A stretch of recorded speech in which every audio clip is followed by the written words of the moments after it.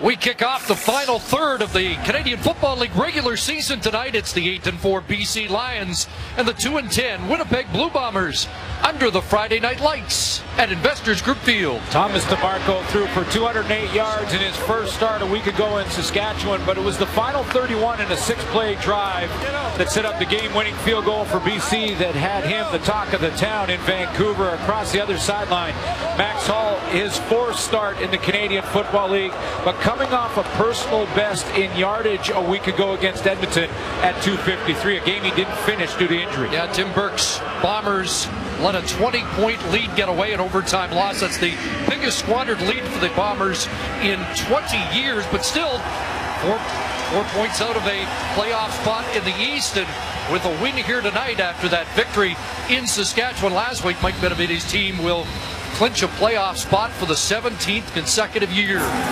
Paul McCallum has teed it off, and away we go here in Winnipeg tonight.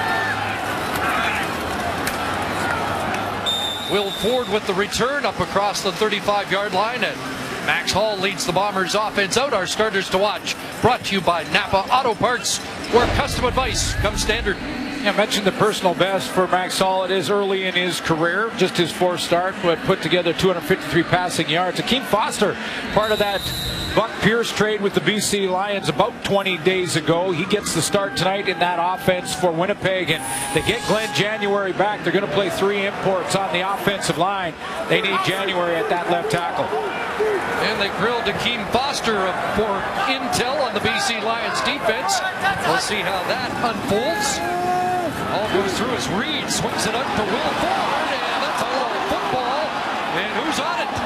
A lateral throw and a fumble, and Adam Bighill out of the pile. No whistle, and this is a BC touchdown.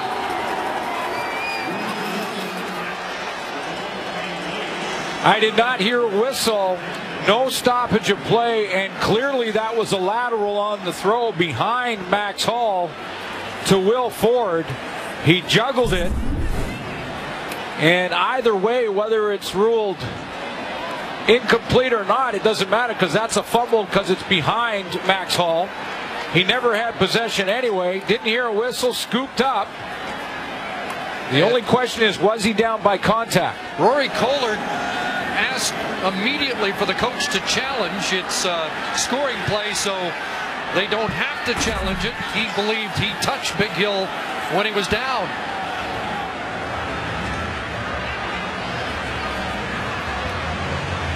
So that's the question. Was Bighill touched after recovering the fumble by Will Ford? Well, that's a dangerous play, though. The lateral, live football. Well, and delayed that long. The timing off on that play. It looked like he was trying to just dump it down, Max Hall, to Will Ford, but it was behind him. So they will check and make sure. The previous play is under review by the command center. They will review at the command center whether or not this was a lateral and actually behind. After review, the ruling on the field stands. Touchdown. Max Hall, but you just heard the announcement that the ruling will stand. So clearly they've decided that Rory Collard did not touch Adam Bighill. So the worst possible start for the Bombers. The extra point for Paul McCallum after Winnipeg had scored on its opening possession last week. You could hear his teammates saying to Biggie, which is his nickname, Adam Bighill, to say, get up and go. It's a live ball. No one has touched you down. And you can clearly see that no one is around, no Winnipeg Blue Bomber around Adam Bighill, and he is gone for the first score of this football game. And you're right, absolutely worst possible start for the Winnipeg Blue Bombers to get the ball in the opening kickoff and hand a touchdown to the visiting BC Lions in play 1.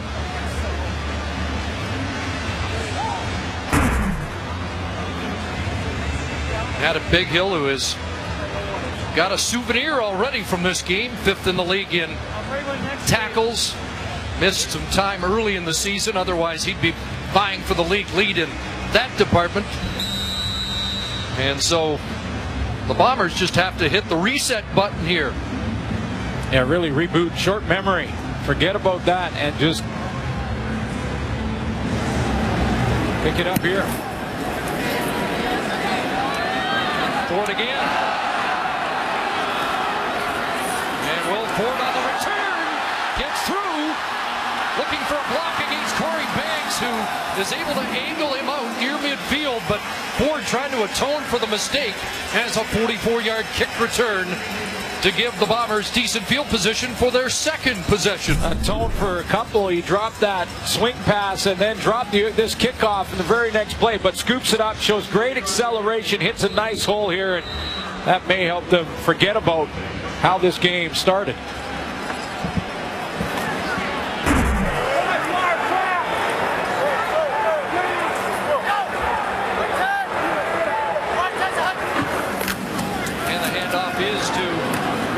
As the Bombers would like to establish a ground game, something they were unable to do last week, and as you mentioned, deploying 3 import offensive linemen to do that. They're going to have to move Eric Taylor out of the middle. Big game for him. He's got 4 sacks on the season, but great in the run stopping in the middle of that defensive line. I thought the secondary for the BC Lions in Saskatchewan played their best game of the season, led by Josh Bell, leading tackler. Well, he had 5 tackles, and Dante Marsa, leading tackler, at 13. Lions like the work of their front 4 in the win against the Rough Riders as well. It's 2nd and 9. Hall took a hit, gets it to Collard. Rory Collart's got the catch. Max Hall shaken up and a flag down as Hall picks himself up. Rory Collard with 10 catches in the previous 2 games. He's become a favorite target. Adam Bighill is trying to argue his point here. He felt like it was a clean hit. Major foul. Roughing the passer. BC number 95. 15-yard penalty enforced from the end of the play. First down. Well, let's take a look here, because Adam Bighill is going to come on this stunt. He does make contact as he comes on the blitz. Let's take a look. See if Chris Wilson does get involved. I don't think it was late from the left side of the formation. It is Wilson, who was tagged for one last week at Mosaic. It's a 30-yard play, and now it's into the hands of Terrence Edwards. And Edwards, who doesn't get the start but will come in certain packages, has the catch, and now 499 career receptions for the veteran Bomber receiver. Yeah, he's going to have to make the most out of his opportunities tonight, because due to ratio juggling and the fact that there are 3 Americans on the offensive line now for tonight's game, Terrence Edwards is going to be pulled in and out of the football game, something he's certainly not used to. Bombers had 14 points in the first quarter last week, the most they've had this season. And trying to bounce back here and answer that early defensive touchdown by the Lions. Play action fake to Boldy inside. Clarence Denmark, touchdown. Well, they bounce back. Bounce back, and Max Hall bounces back up from a late hit from Chris Wilson. Second touchdown catch of the year for Clarence Denmark. And Max Hall, after getting up, he had to shake off that hit, recognizes blitz, he has the free man, picks up Clarence Denmark on the slant route, and they do erase the defensive touchdown from BC to start this game. Sandro DeAngelis adds the extra point. And game not 4 minutes old. We've got a pair of touchdowns on the board in Winnipeg.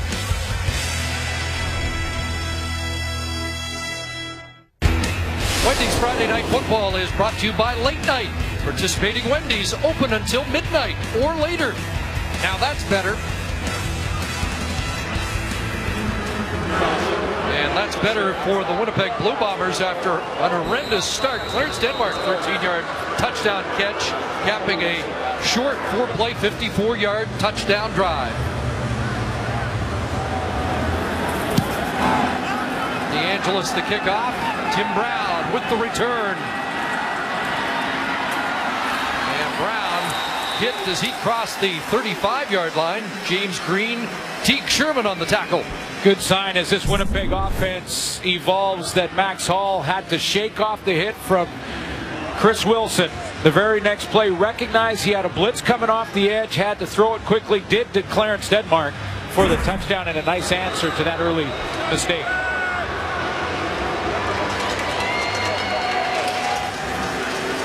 So Thomas DeMarco gets his second start in place of the injured Travis Lulay. Double tight end formation. And they'll swing it out on the first pass, and it is caught. And Courtney Taylor upended by Javon Johnson from the safety spot. Taylor, the man who had that clutch catch to set up the game-winning field goal last week. And that 6-play, 31-yard drive by Thomas DeMarco. He had 156 yards passing in the second half. We may see Buck Pierce again tonight, probably will. And the trade is so fresh with him and Akeem Foster. He's still wearing his Bomber jersey in the shot. Manny Arsenault back in the lineup at wide receiver. Buck entertained the team yesterday at his local eatery here in Winnipeg. Hand off to Tim Brown inside, and Brown will run for the first down. And the run game an issue with the BC Lions trying to get that kick started tonight. Winnipeg Blue Bombers have a good pass rush led by Alex Hall up front, who's 13 sacks, ties with Charleston Hughes for the league lead. Pierre-Luc Labbé will start at linebacker for Ian Wild because for the second game in a row, the Bombers are going with an all-import secondary and Javon Johnson at free safety. Lions go no huddle. DeMarco anticipating more pressure in this game than he saw last week. Hands it off inside, and there's a good run by the Winnipeg native Andrew Harris crossing midfield. Harris with only 27 yards on the ground last week on 7 carries and 15 yards on first down. I think of most concern when you mention those numbers, Chris, is the 7 carries. And as it gets cooler and we get closer to playoff time in the Canadian Football League, want that run game to be pumping on all cylinders, and that means more carries for Andrew Harris. Good first down production, 2nd and 3.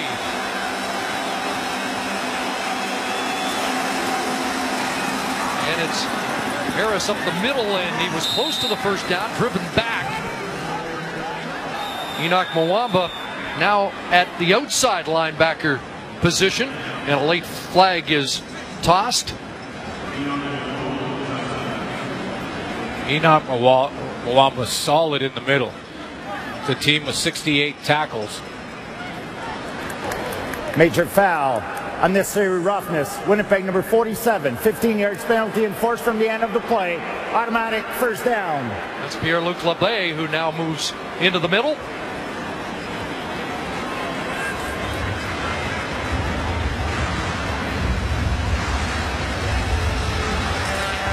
So the Lions operate without a huddle. They have a first down at the Bomber 35-yard line.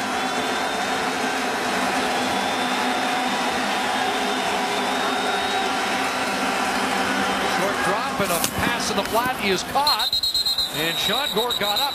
It looked like he was touched. There was a whistle. And it will be close to a first down at the 26. Well, let's first go back to take a look at that Pierre-Luc Labbé penalty. He's going to get in a bit of a scuffle right here with a BC Lion, and everything's fine at this point until he throws the right hook right there.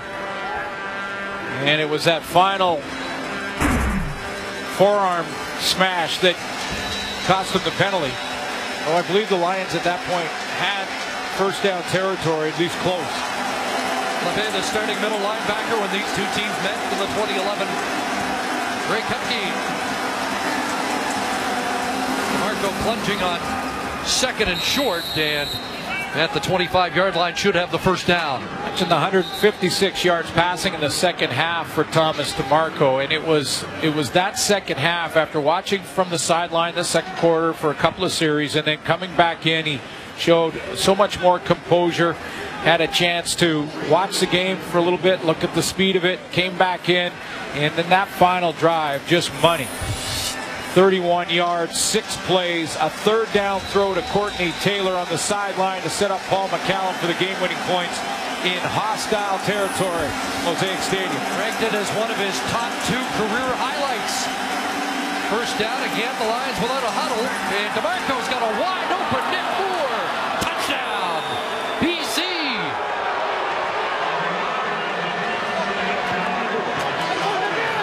second straight week, DeMarco has hit Moore for a touchdown strike. Boy, mistakes happen at all levels, and when you have a bust in the coverage, the question is, will the quarterback see it in his second start? Thomas DeMarco recognizes the bust in the Bomber secondary, and he goes to a wide-open Nick Moore. Third touchdown of the year for Moore.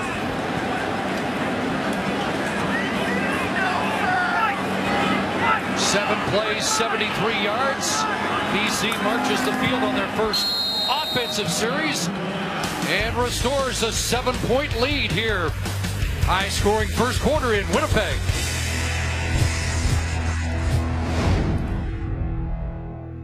The CFL on TSN is brought to you by Nissan.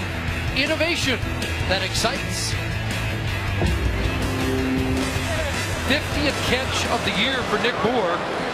A touchdown that has the defensive meetings ongoing at the Winnipeg sideline. Well, Marty Marquette heard from the defensive coordinator, Casey Cree, and in fact, head coach Tim Burke is over there talking to that secondary, getting things straightened out. Oh, that kickoff splits the return man, and they will concede the single point. Denmark took a look at Ford. Ford looked at Denmark, and the ball went through them. Pretty straightforward coverage here, man-to-man all the way across the board, 1, 2, 3. But watch how it's fooled, and Marty Marquette jumps the wrong receiver. He's going to jump this screen and then let his man, Nick Moore, get deep in behind coverage with both he and Brandon Stewart coming up on the short hitch to Manny Arsenal. That was the fake, a little pump from Thomas DeMarco, and Nick Moore is open behind coverage, and clearly Marty Marquette dropped his man. So the single on the kickoff makes it an 8-point BC lead. Max Hall 3 for 3 on his first drive, and that pass is complete. Sideline pattern for Denmark working against Ford Parks. And a first down. Well, last week, one of the big stories for Winnipeg against Edmonton was the fact they had 2 new tackles in Jarvis Jones at left tackle and Dan Knapp at the other. Now they get Glenn January back in the lineup. So they're going to move Jarvis Jones to the right side, right tackle, so a different position in just his second game. And right beside him will be Dan Knapp, number 66, who will shift from tackle last week into right guard. First and 10. All again is complete. Edwards the catch, and that's number 500 for Terrence Edwards.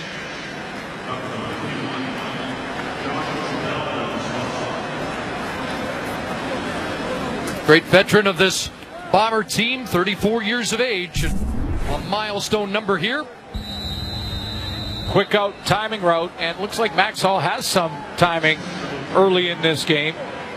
But outstanding career for Little Milt, as he's been called here in Winnipeg for a few years.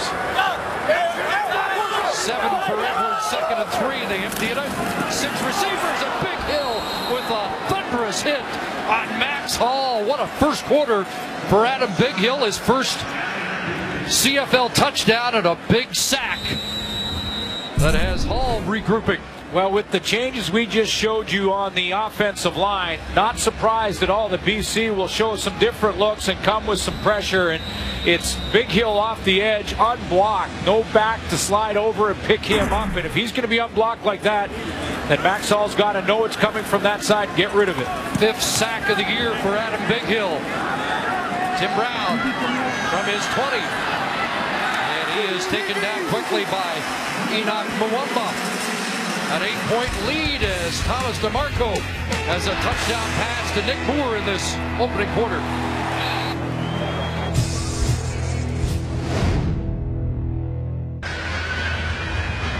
Well, today marks the return of Buck Pierce to Winnipeg after a deal about 3 weeks ago. With more on Buck, let's go to the sideline. Sarah Orleski. Thanks, Chris. Buck knew that coming into this game, it was going to be hard and emotional for him to walk into this stadium as a visitor today for the first time. He said in his words that he felt he bled blue and gold, and even though he only spent about 3.5 out of his 9 years in the CFL here in Winnipeg, it felt to him as if he'd really spent his entire career here. So emotional for him, but I spoke to him just before the game started, and he said, hey, once football gets going, once they kick off, it's all about getting the win for the Lions. And the wind and the rain here as it starts to come down. A handoff to Andrew Harris, and the inclement weather, another reason why they'd like to get this run game going, is it gets a little more into October. Oh, it'll be interesting to see when and if Buck Pierce plays tonight, what kind of reception he'll get here from former home crowd. Back in town, Winnipeg between 2010-2013. What people have to remember most is that he did lead the team to a Grey Cup in 2011. Didn't win it, but he got him there. Still leads the Bombers in pass yards this year. Second down, look out, Thomas DeMarco taken down, ball loose, and Andrew Harris picks it up. He may throw to avoid the sack. He did better than that. Harris Jackson's got it. A wild play up across midfield. Flags down. Let's see if this will stand.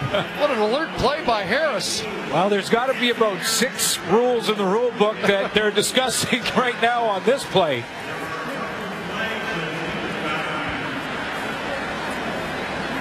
One being it roughing the passer. 29-yard play if it stands.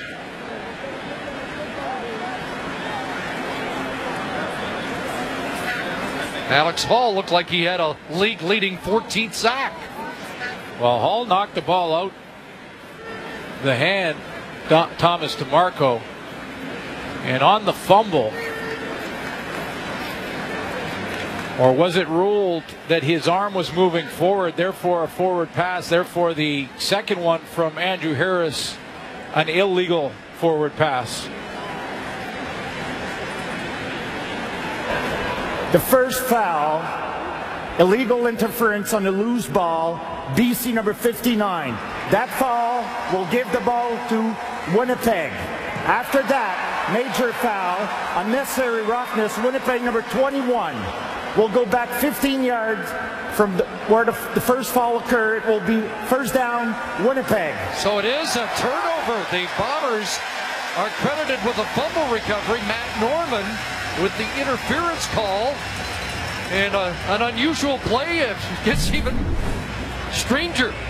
Let's start from the rush from Alex Hall. That comes from the left side of your screen. Now this is clean, and he gets the ball out there without the forward throwing motion. So ball's live and on the ground. Now Norman is affecting the fact that a Bomber's trying to get, I believe it's Zach Anderson, trying to get to the football.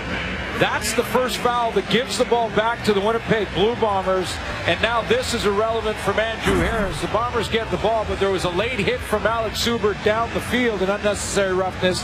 That's the 15 yards that moves the Bombers back from the BC goal line. But I think Mike Benavides wants to get the full explanation as well. And I'm not sure I remember seeing this call ever before. But again, Matt Norman interferes with Zach Anderson's path to the football.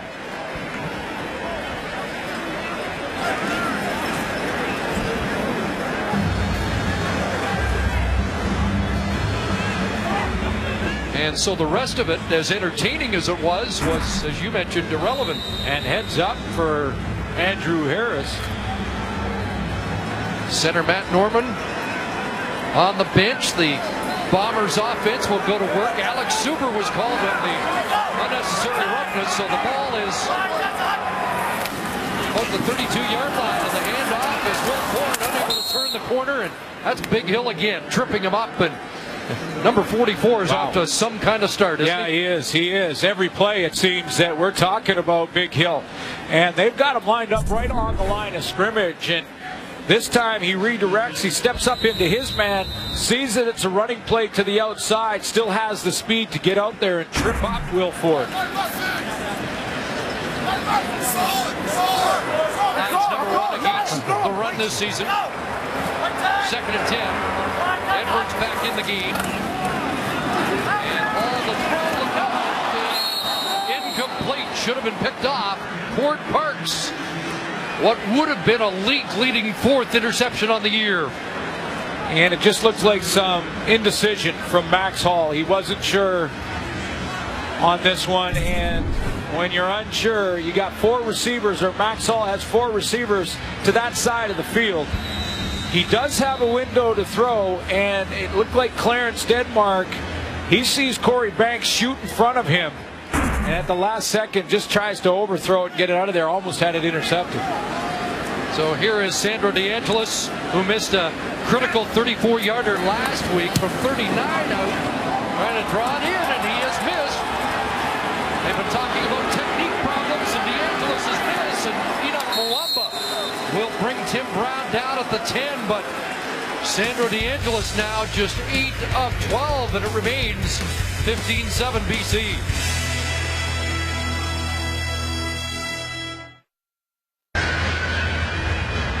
Well, today marks the return of Buck Pierce to Winnipeg after a deal about 3 weeks ago. With more on Buck, let's go to the sideline. Sarah Orleski. Thanks, Chris. Buck knew that coming into this game, it was going to be hard and emotional for him to walk into this stadium as a visitor today for the first time. He said in his words that he felt he bled blue and gold, and even though he only spent about 3.5 out of his 9 years in the CFL here in Winnipeg, it felt to him as if he'd really spent his entire career here. So emotional for him, but I spoke to him just before the game started, and he said, hey, once football gets going, once they kick off, it's all about getting the win for the Lions. And the wind and the rain here as it starts to come down. A handoff to Andrew Harris, and the inclement weather, another reason why they'd like to get this run game going, is it gets a little more into October. Well, it'll be interesting to see when and if Buck Pierce plays tonight, what kind of reception he'll get here from former home crowd. Back to town, Winnipeg between 2010 and 2013. What people have to remember most is that he did lead the team to a Grey Cup in 2011. Didn't win it, but he got him there. Still leads the Bombers in pass yards this year. 2nd down, look out, Thomas DeMarco taken down, ball loose, and Andrew Harris picks it up. He may throw to avoid the sack. He did better than that. Harris Jackson's got it. A wild play up across midfield. Claims down. Let's see if this will stand. What an alert play by Harris. Well, there's got to be about 6 rules in the rule book that they're discussing right now on this play.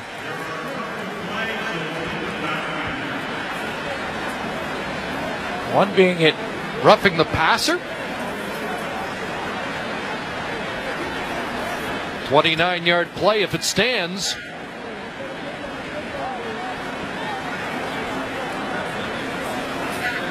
Alex Hall looked like he had a league-leading 14th sack.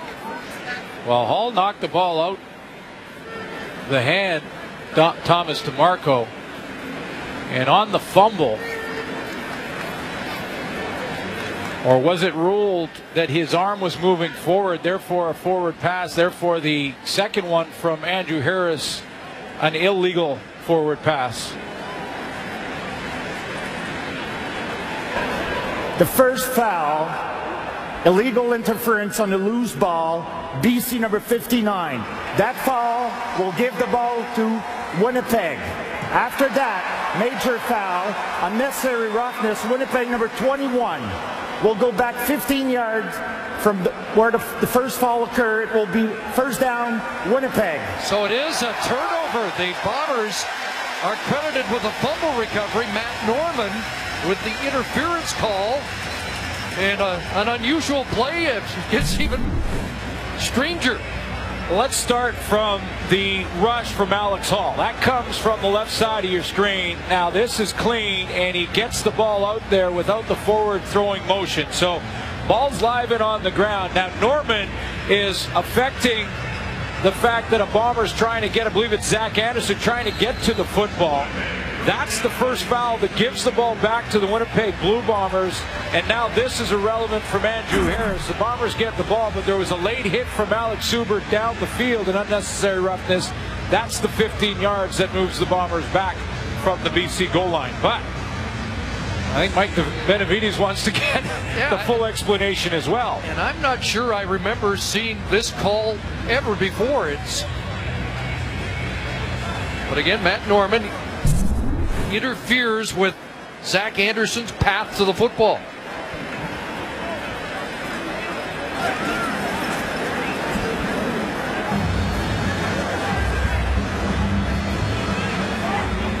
And so the rest of it, as entertaining as it was, as you mentioned, irrelevant. And heads up for Andrew Harris. Center Matt Norman on the bench. The Bombers offense will go to work. Alex Suber was called on the unnecessary roughness, so the ball is on the 32-yard line, and the handoff is Will Ford unable to turn the corner, and that's Big Hill again, tripping him up, and number 44 is off to some kind of start, isn't he? He is. Every play, it seems that we're talking about Big Hill, and they've got him lined up right on the line of scrimmage, and this time he redirects, he steps up into his man, sees that it's a running play to the outside, still has the speed to get out there and trip up Will Ford. That's number 1 against the run this season. 2nd and 10. Edwards back in the game. And all the throw incomplete. Should have been picked off. Port Parks. What would have been a league-leading 4th interception on the year. And it just looks like some indecision from Max Hall. He wasn't sure on this one, and when you're unsure, you got 4 receivers, or Max Hall has 4 receivers to that side of the field. He does have a window to throw, and it looked like Clarence Denmark, he sees Corey Banks shoot in front of him, and at the last second just tries to overthrow it and get it out of there, almost had it intercepted. So here is Sandro DeAngelis, who missed a critical 34-yarder last week from 39 out, trying to draw it in, and he has missed. They've been talking about technique problems, and DeAngelis has missed, and Enoch Mwamba will bring Tim Brown down at the 10, but Sandro DeAngelis now just 8 of 12, and it remains 15-7 BC.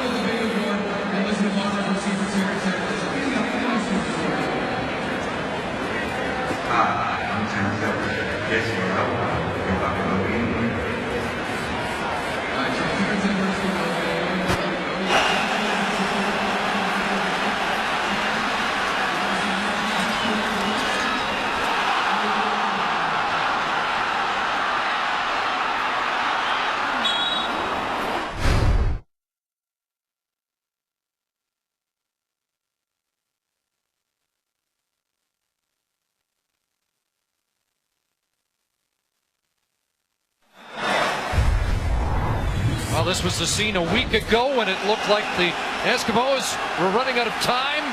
3rd and 10, and Mike Riley off the fingertips of DeMond Washington, setting up a game-time field goal.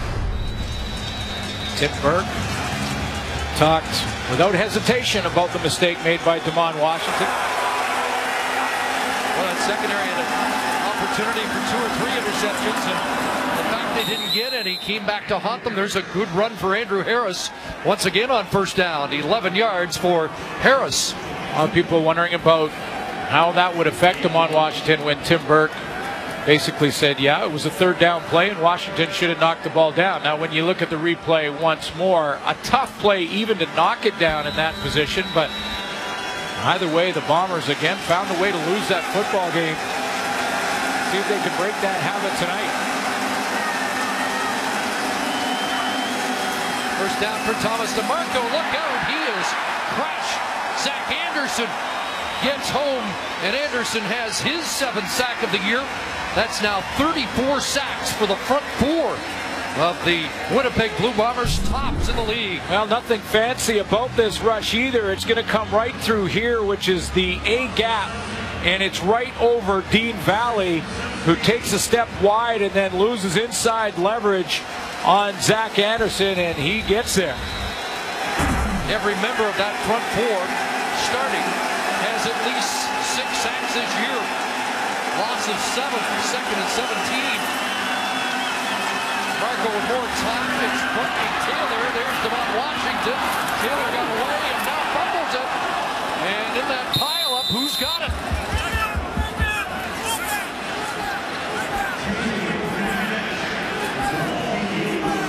A little mosh pit down there, and the officials trying to get to the bottom of it. And who is it? It's BC Lion football, third down.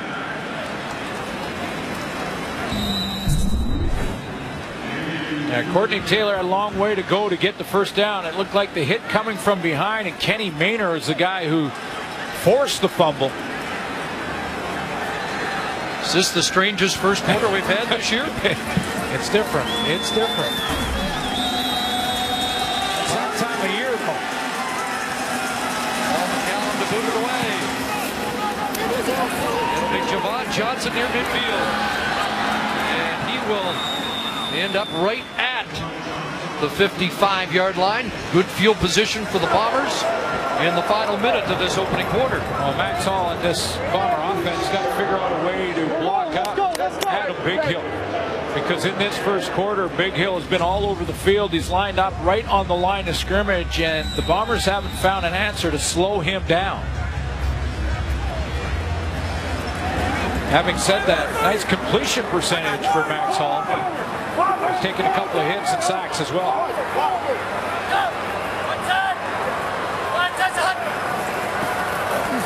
Quickly out of his hands, and the pass incomplete. Josh Bell with the breakup against Terrence Edwards, and Bell with a defensive game ball in Saskatchewan for a brilliant performance. I thought it was his best as a pro. And Josh Bell, I mentioned the tackles. 5 tackles, a knockdown in that game, was asked to cover G. Roy Simon when he was the #1 target because of the record and because of some of the injury situations in Saskatchewan. They want to get the ball to G. Roy Simon, and Josh Bell had him for the most part in that game. Second and 10. Got it. You're The okay. ball is flushed. He'll throw it, and Corey Banks nearly had the pick. Intended for Clarence Denmark, and Corey looking for a souvenir, as just earlier today, his wife Tarticia delivering a young son. Cody Logan Banks has arrived, and that was almost for... Well, often when he's around the ball like he is like that, Corey Banks will get other opportunities within the game. Great feature in our pregame show on the 3 big names in the BC secondary: Banks, Ryan Phillips, and Dante Marsh. And of course, Banks and Ryan Phillips tied for the active lead in interceptions with 37. On the return, and he'll get taken down short of the 15. We're through 15 minutes of play, and the BC Lions have an 8-point lead.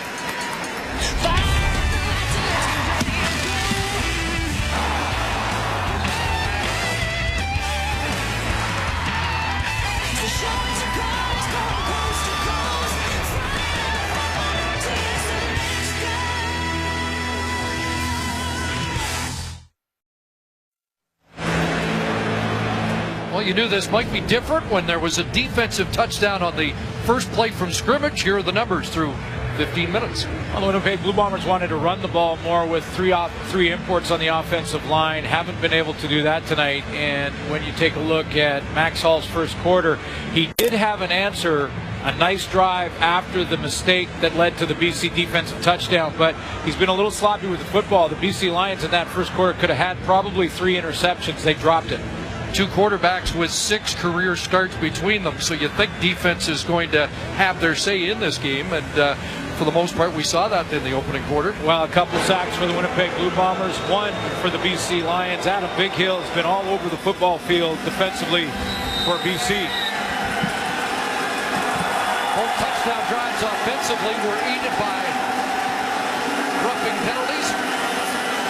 Bombers got a hook. Tim Brown is the ball carrier, and he is dropped by Pierre-Luc Labbé at the 17-yard line. Seeing a lot of different formations by the Bombers. Labbé will come in and out. When he's in, Javon Johnson will be at safety. When he comes out, they can put Koshi Mwamba back at safety. Great peach into the game on that defensive line. 2 for Brown, 2nd and 8. Harris in the backfield to block. And the pass complete. Nick Moore first down. Devon Washington drops him at the 35, but that'll move the chains as Nick Moore has another catch. 18 yards. Winnipeg got aggressive on that play defensively, got right up in the line, so Thomas DeMarco knew that he may have a void in behind the linebacking core. Mwamba eventually slowly backs out of there, but doesn't get enough depth to affect this throw from DeMarco to Moore over the middle.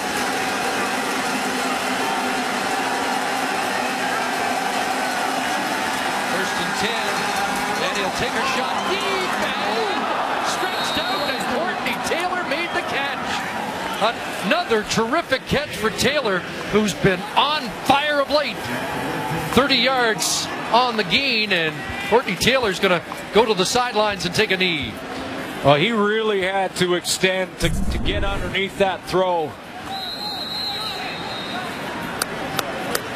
Put him to the left side of the formation and run him on that deep route as he plays through the physical defender and Alex Suber. Had to stretch out to get it. Timer. Please reset the clock to read 13:09. 13:09. You talked about him being on fire. Is that ever true? Take a look at his last 3 games. 263 yards receiving in those 3. Don't forget that 3rd down clutch catch last week in Saskatchewan. I think we're watching a young receiver just step it up to another level in his play. And he is now 4th in the league in clutch 2nd down conversion catches. He's coming into his own right in front of our eyes here. Getting attention on the sidelines, and Lions have a first down at the Bomber 45 from Harris. And Andrew Harris has 3, brought down by Alex Hall. Nice redirect here from a guy, and this I'm going to show you just in front of here, being wild. You see Alex Hall, he'll be down in the 4-point center, step up the field, redirect, come underneath, and still be able to catch just to the right of your screen. Andrew Harris, there's not many in the game, either side of the border, that can do that. Labbé to the sidelines, Ian Wild in, Koshi Mwamba at safety, and the pass to the sidelines incomplete, and there was Javon Johnson on the corner watching Manny Arsenault. That's the first incompletion for Thomas DeMarco. That's why Alex Hall, Chris, is leading the league, co-leader with Charleston Hughes, Calgary Stampeders, and sacks. That quick step out of his stance and the ability to change directions. And he reminds you, he's not quite the same, but he reminds you of a former BC Lion now playing in the National Football League, and Cameron Wake. Callum, line drive, and Javon Johnson dropped it. And gets back on it just in time with special team demon Jason Araki on the scene. Max Hall gets set to go back to work when we return to Investors Group Field.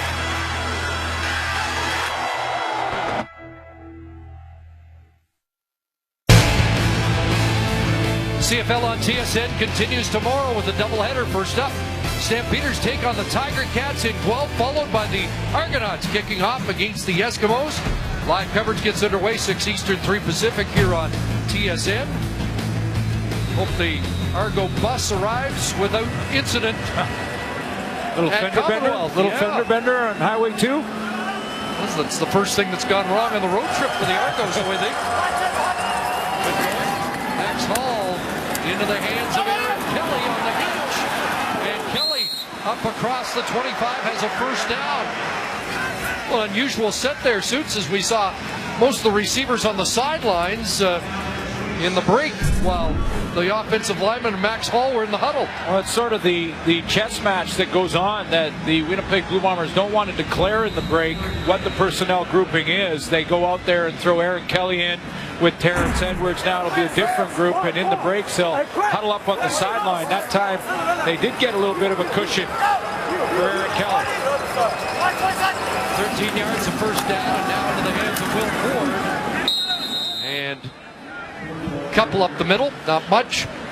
Here's the timeout. Now, coming out of the timeout, all the receivers, or most of them, were huddled up right on the sideline, and then they decide right there what grouping will go in. So Jade Etchen, you see Terrence Edwards, Aaron Kelly, and they go out there. Now, it might be a different set in the next break. They want to do it at the last second so that the BC Lions can't make any adjustments defensively. And Tim Burke just sent in 3 or 4 different offensive players for this set. Again, Boldy now becomes the running back, the non-import. Clarence Denmark checks back in. 2nd and 7. Hall has time. Can't make the catch. In traffic, J.R. LaRose, the safety, had him lined up. Well, there was a lot of traffic around him, but Rory Collard's got to make this play. And this is a ball that... Winnipeg, number 65. That penalties decline. 3rd down. Jarvis Jones, the right tackle, called on the hold. It would have come back, but he's got to make that play. I know there's traffic. He feels J.R. LaRose coming downhill from the safety spot. Realize he may take a hit. Wait. Marcel Belfay's offense continues to evolve. That's all those personnel groupings we showed you. That's just part of the evolution of this offense as they try and grow it and become more of a CFL-style offense. By Renault, bouncing to Tim Brown. And Brown ran into one of his own men. He's dropped at the 47. And it'll be Lion football when we come back.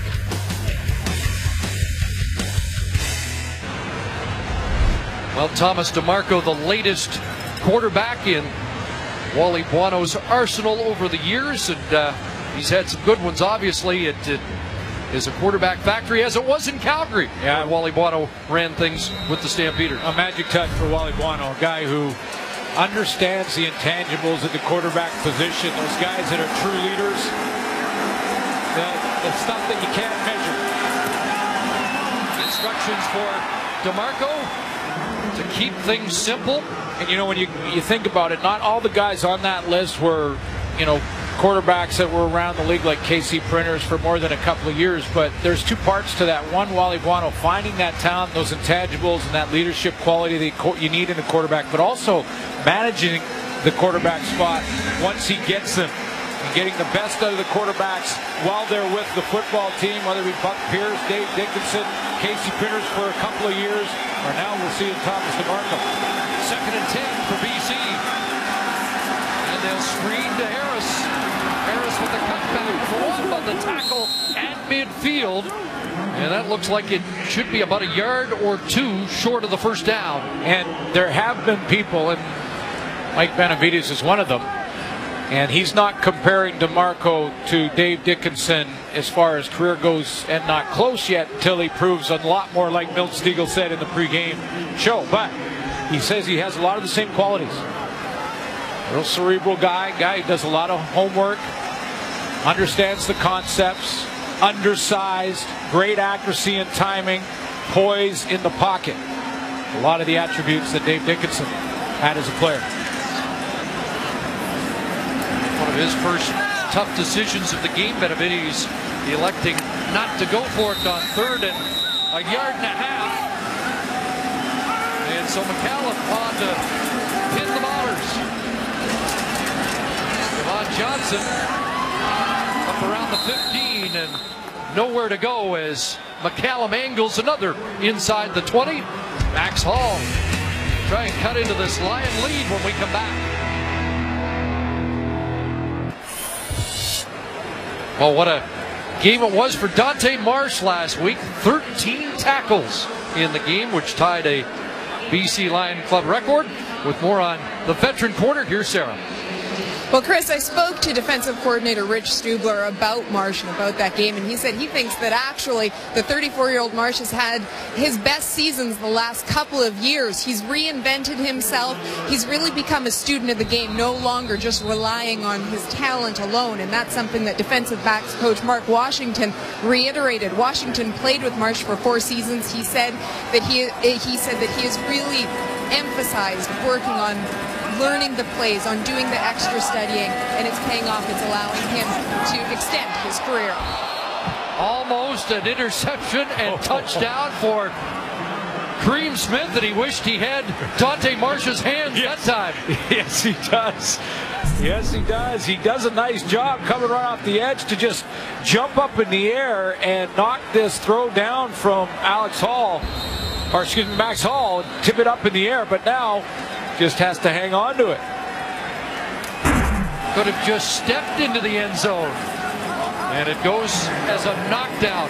By the way, Bombers backed up here. They were called on an illegal block on that last punt return by Marty Marquette. So 2nd and 10, and Denmark is cut down, and there he is. That's what he does, and that's what Dante Marsh does. And Sarah talked about how he's just continuing to get better with age in his 10th CFL season. The great pure tacklers in the game, and he just steps up and cuts down the receiver. Talked about him being 2nd place for current players in the all-time tackles, over 500. But if you're going to run a route on Dante Marsh, or you're over there on his side, it is going to be a long night no matter what. He is physical. He makes you earn it. If you're going to go down, you might get a catch or two, but you're going to have to earn it. And that's what Dante Marsh does in that short side corner. 3rd and inches, as you can see, and despite the fact the ball is down on the Bomber 17-yard line, Tim Burke is leaving the offense on the field to get a fresh set of downs. So the big team is in.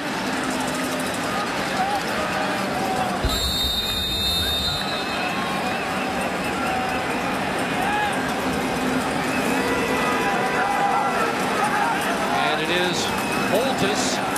Not much of a push. They didn't need much, and looks like that should be just enough as Jason Boltis now comes in short yardage, and Andre Prue does. Signal first down. One final thought on Dante Marsh.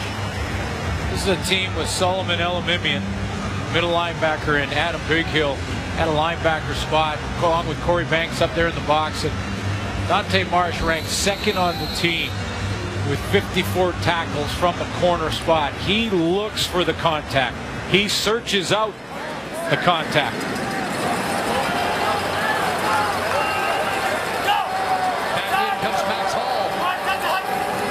And 10 Bombers looking near side, overthrows Clarence Denmark, and Cord Parks now has a league-leading 4th interception. Well, I talked about it at the break between the 1st and the 2nd quarter that Max Hall at times been a little sloppy in that 1st quarter. Had a couple of overthrows he got away with when Corey Banks dropped one. I believe Cord Parks drops one. Another overthrow where he's just a little sloppy with his accuracy. He has a good pocket. He has an open receiver, and he just let it sail on him. And anytime you overthrow, bad things are going to happen. Clarence Denmark runs a good curl. He's wide open in the hole, and Hall missed him.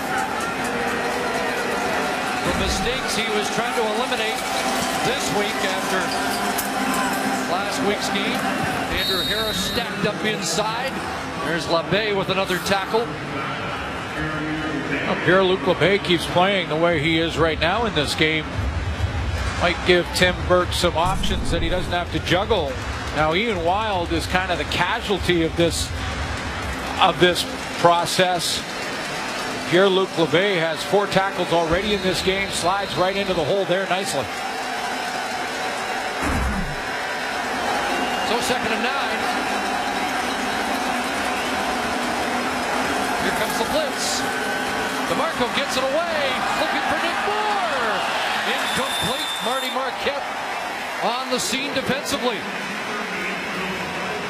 Marty Marquette's made a couple of mistakes in this game, but he bounces back here and has some poise when the ball arrives in a couple of ways. One, he doesn't grab and turn Nick Moore, and two, he looks back to the football at the last second to get that left hand and knock down. You can have your right hand around the waist of the receiver as long as you don't turn him. Tight coverage. Good clean play by Marty Marquette. Here's Paul McCallum, and yes, he did want to try a 57-yarder last week. This one from 34 yards up. And McCallum has put it through his 20th field goal of the year.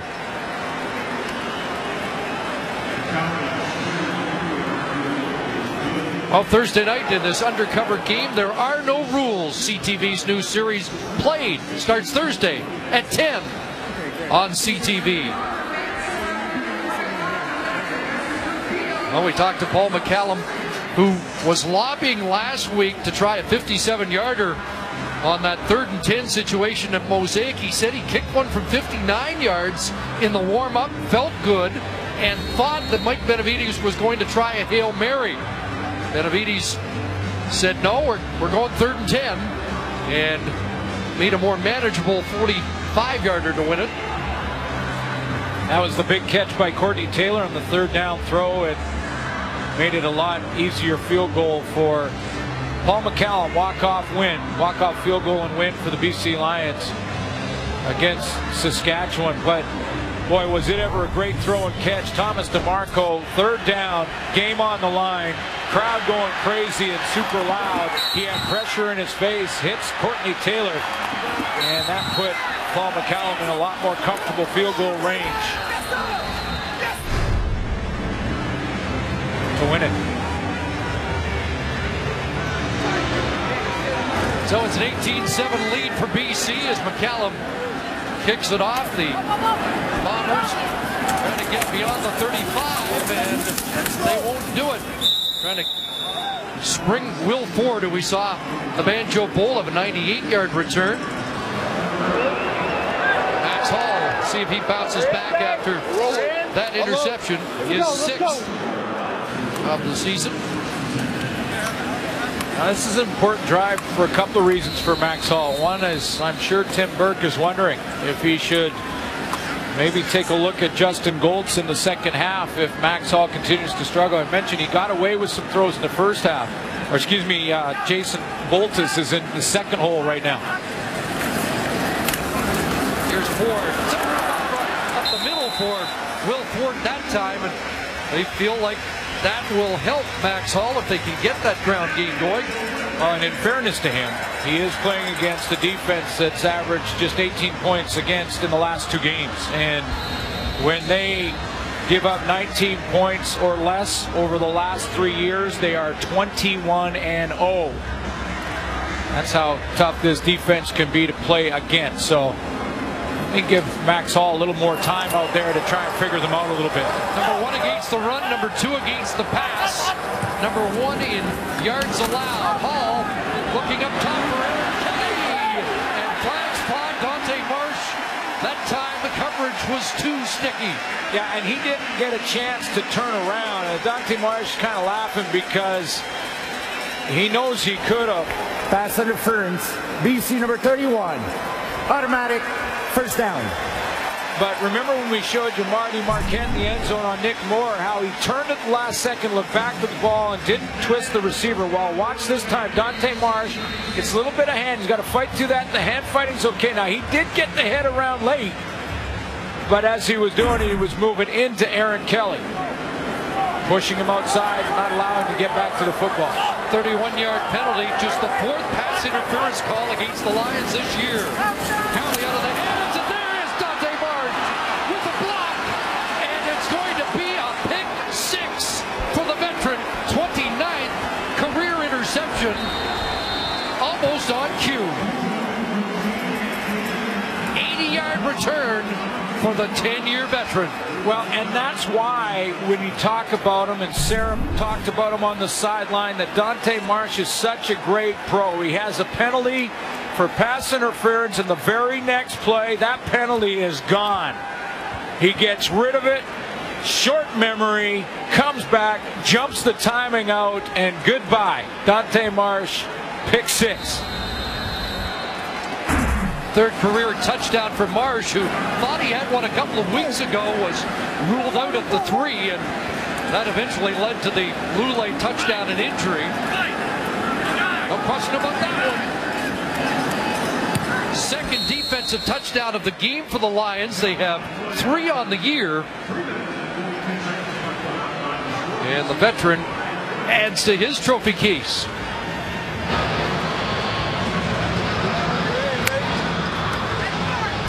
As a defensive back, you have got to have a short memory. After a penalty, forget it. He's sitting off at about 8 yards, lets the patterns develop, reads it. That's called pattern reading. Outside guy goes in. He knows someone from the inside is coming back out. He jumps that route from Jade Etchen, and Dante Marsh is in the end zone. Third interception of the year for Marsh. 5-1. 5-1. That's 31. Hey. Hey. That's for my baby. Hey, happy birthday, Jace. Happy birthday, Cody. Cody Lowe. Hey, Christopher and Brooklyn Marsh, Team Marsh. Got it, I mean? Oakland, California. Good job, yeah. Good job.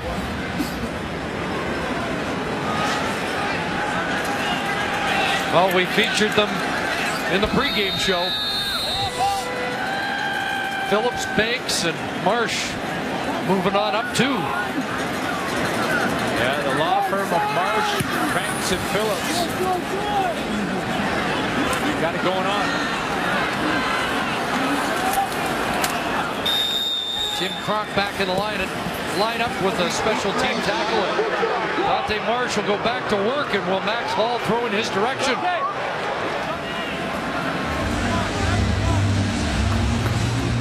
Well, now it's Max Hall's turn to have the short memory and to try not to start to throw away from certain players. If he starts to try to avoid Dante Marsh, where does he go? Does he go after Corey Banks, who's part of that feature? Does he go after Ryan Phillips? Ford Parks has his 4th interception of the year on the other quarter. Oh, and that one off the fingertips of Denmark. Can't make the catch. This is the 10th game out of 13 that the Bombers have turned the ball over at least 3 times. And again, now when does Tim Burke maybe give Jason Boltus a shot, who is the number 2 for this game, although was basically the number 2 last week against Edmonton, and we saw Justin Goltz come in ahead of him as they try and get more reps for Jason Boltus in practice, get him a little more comfortable. Here's the screen to Ford. Craig Smith chases him down, and Dante Marsh on the scene again. Well, maybe this week he will be the defensive player of the week. 13 tackles not enough, but maybe a pick 6 tonight is.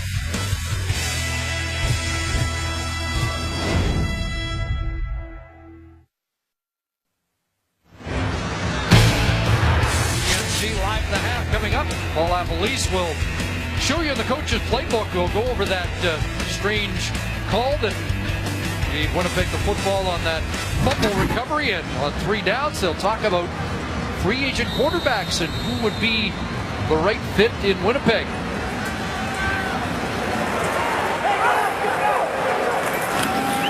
Mike Renaud to kick it away.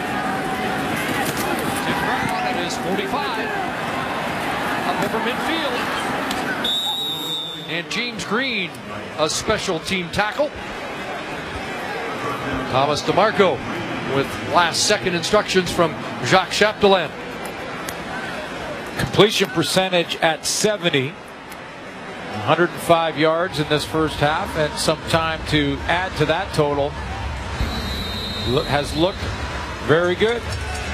A lot of heat off a young quarterback when the defense chips in 14 points. And they get the running game going a little bit. Andrew Harris has looked pretty good in this first half. Shovel pass inside as Tim Brown's got it. Lions go 2 back there with Harris and Brown. And when you have Andrew Harris having some success, then the defense will flow to him quicker. And they go to Tim Brown there. So first half by Harris, you mentioned just 7 carries, 27 yards, 3.9 yard average. That was his total output last week. This week, he's got that in the first half. 17 touches, 81 yards in the first meeting against his hometown team. Second down, over the middle. Arsenault's hands and incomplete. And that ball up for grabs, and Alex Suber couldn't find it. You know, there were about 3 interception opportunities last week. If they get one of them, Winnipeg beats the Eskimos before the game gets to overtime. Another opportunity missed here because Manuel Arsenault, little stop and go on that crossing route. I don't think he saw it. He was trying to clear that hole. Thomas DeMarcus wanted to throw him open right there. He didn't see it at the time. Bounced off his helmet.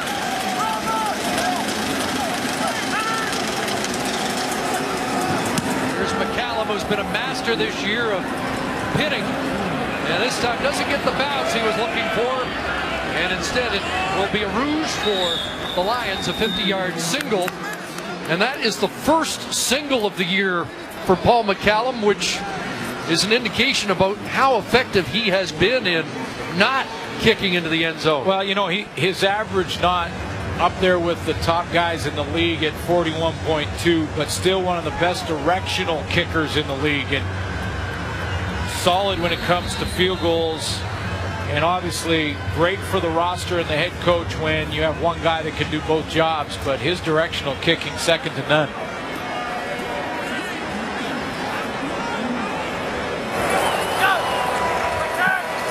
Max Hall with 2:01 left to go, and that pass caught. There's the former Lion, Akeem Foster, has fumbled. Cord Parks takes off. It's going to be a third defensive touchdown in this opening half. Cord Parks, 45-yard fumble return for a touchdown. Wow. Akeem Foster, first touch of the game. The throw close as Ryan Phillips closed. No question that came out. Adam Bighill forces the fumble. Well, Adam number 44. Yeah, and he has the big first quarter. Dante Marsh, a big second quarter. Cord Parks scores there. 24 points scored for the BC Lions off turnovers in the first half. Wow. Parks' second touchdown of the year. He had an interception return for a major score. What a first half for this defense.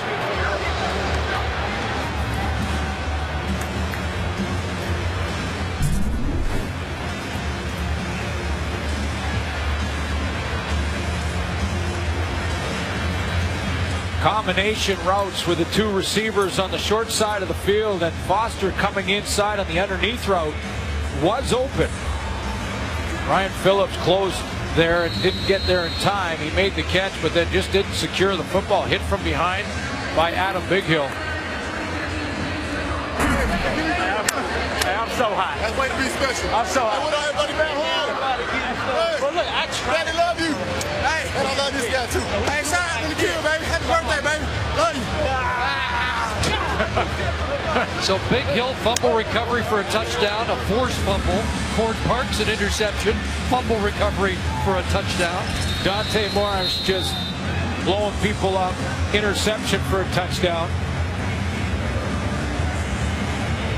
And Tim Burke doesn't have any answers for this veteran BC Lions defense. An illegal kick, which will give the Bombers better field position. And can't hang that Illegal one on Max kickoff out of Hall. BC number 4. Winnipeg elected to take the ball at the 45-yard line. First down.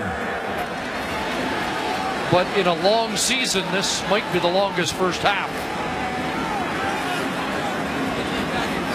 Well, you're right. And again, if in the season that they're having, the half that they just had, is it smart now for Tim Burke to start to look at other players?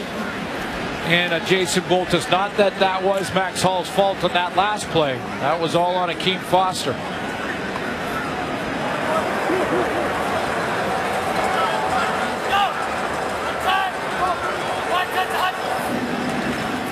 Four-man rush underneath there, and Kelly the catch. And this time he gets outside and steps out at the 53-yard line and has 8.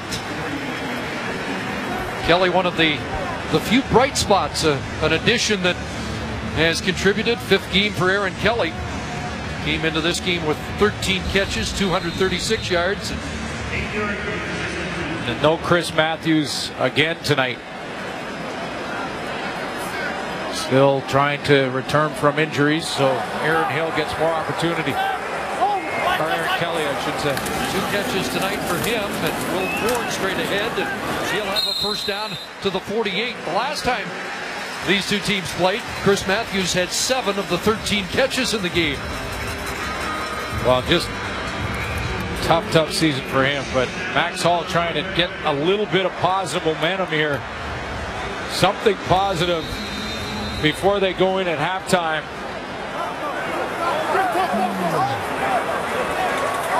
Well, they've been scored on 3 times. The Bombers' defense has given up 12 points. And another completion. And Clarence Denmark the catch and a first down at the 35. Good hard throw there from Hall. He put that right between the 8 and the 9. Clarence Denmark was trying to fight off pretty good coverage from Ryan Phillips, I believe. And Denmark was 6 catches last week against Edmonton, has 4 in the first half against BC. First and 10. Inside Kelly, can't make the catch. Solomon Elimimian was in the line of fire for Kelly.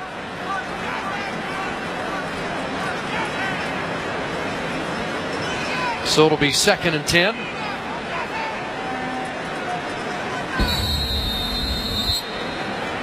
Pure pocket passer in 3 starts. Max Hall has run just 1 time. So you know where he's going to be if you're a BC Lion defender getting after him on the blitz. He'll be right back there in the pocket.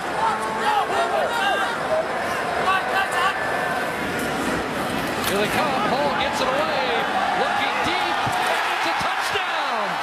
Clarence Denmark. Well, he gets something positive. Something they can build on at halftime. 35-yard touchdown strike. Some people have questioned the arm strength of Max Hall. He gets this up here and throws it to the back shoulder because of the coverage by Ryan Phillips. That ball thrown to the back shoulder of Clarence Denmark. So the 2nd touchdown of this first half for Denmark. 5 catches, 80 yards.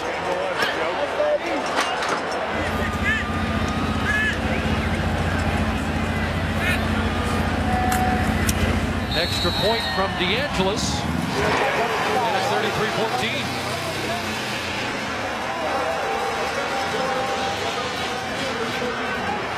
Three receivers, and Clarence Denmark is in between 2 of them, and he's just going to come down, make a little inside move on Ryan Phillips, then head down the field. And where Ryan Phillips is playing him on the high inside shoulder, Denmark is going to be the benefactor of the perfect throw to the back shoulder right here instead of up here, because if it's too far and up over the top, Phillips has the best shot at it, and Denmark puts the brakes on. Phillips flies right by, and something positive to build on for the Bombers as they go in at halftime. You gotta keep working. You gotta keep working. Hall sends the message up. Does that buy him some third quarter time? You wondered, the game getting out of reach, whether Tim Burke would look at Boltus to start the second half. That might still be the case, but Max Hall doing what he can to stay in the football game. 5 plays, 65-yard touchdown drive. Clarence Denmark, who was off to a slow start, now has 40 catches on the year.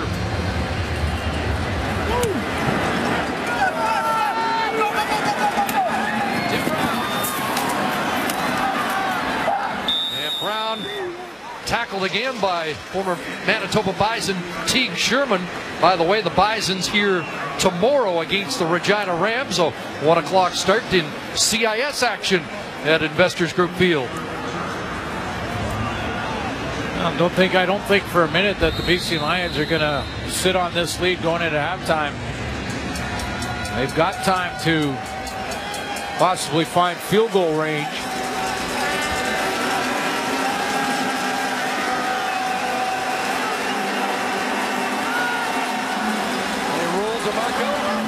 Throws on the run, and that one skipped short. Nick Moore, the intended target. Like that either slipped out of Thomas DeMarco's hands, or he may have been deliberately just trying to throw it to an open area because of the coverage he saw downfield.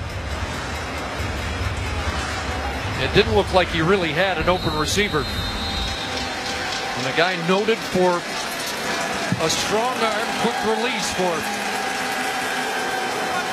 a quarterback with him. That signature size you look for. 2nd and 10.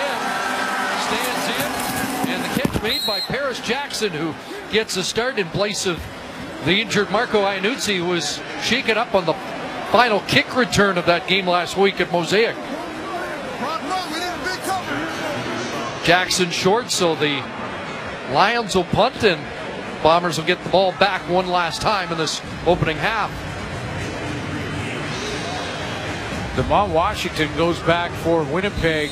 They put 11 up, which means they may be trying to go after this and block, try and get a block.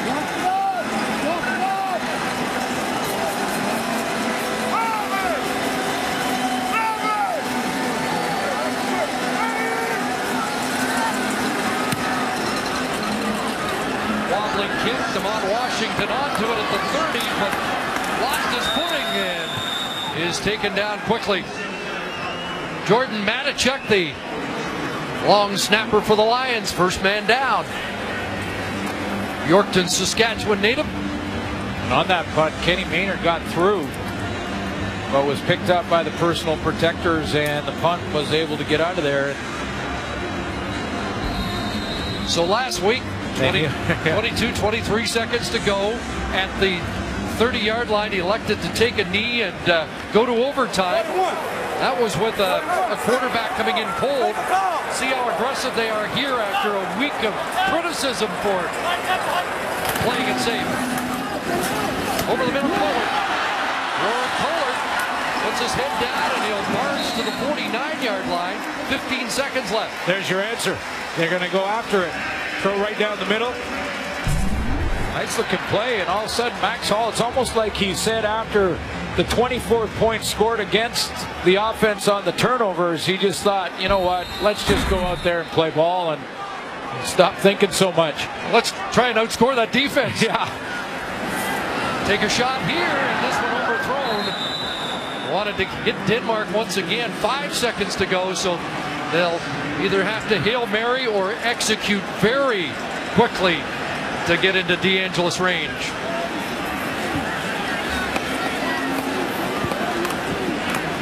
Not sure there's a 15-yard out that can be possible done in 4 seconds. I'm not sure. I mean, possible. You've got it's got to be the short side of the field, and it's Aaron Kelly over there. Hey, you're 2 and 10 down by 19. Take a shot. Take a shot. Take a shot.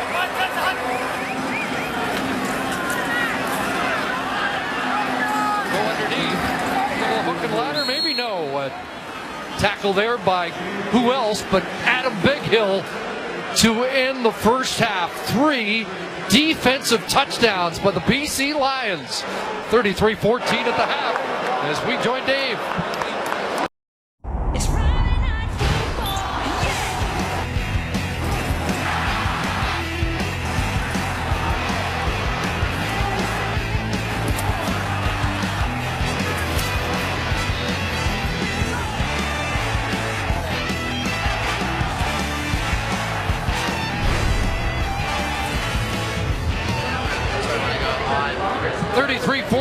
For the visitors here at Investors Group Field as we get set for the second half. But first, Sarah Orleski with veteran Terrence Edwards.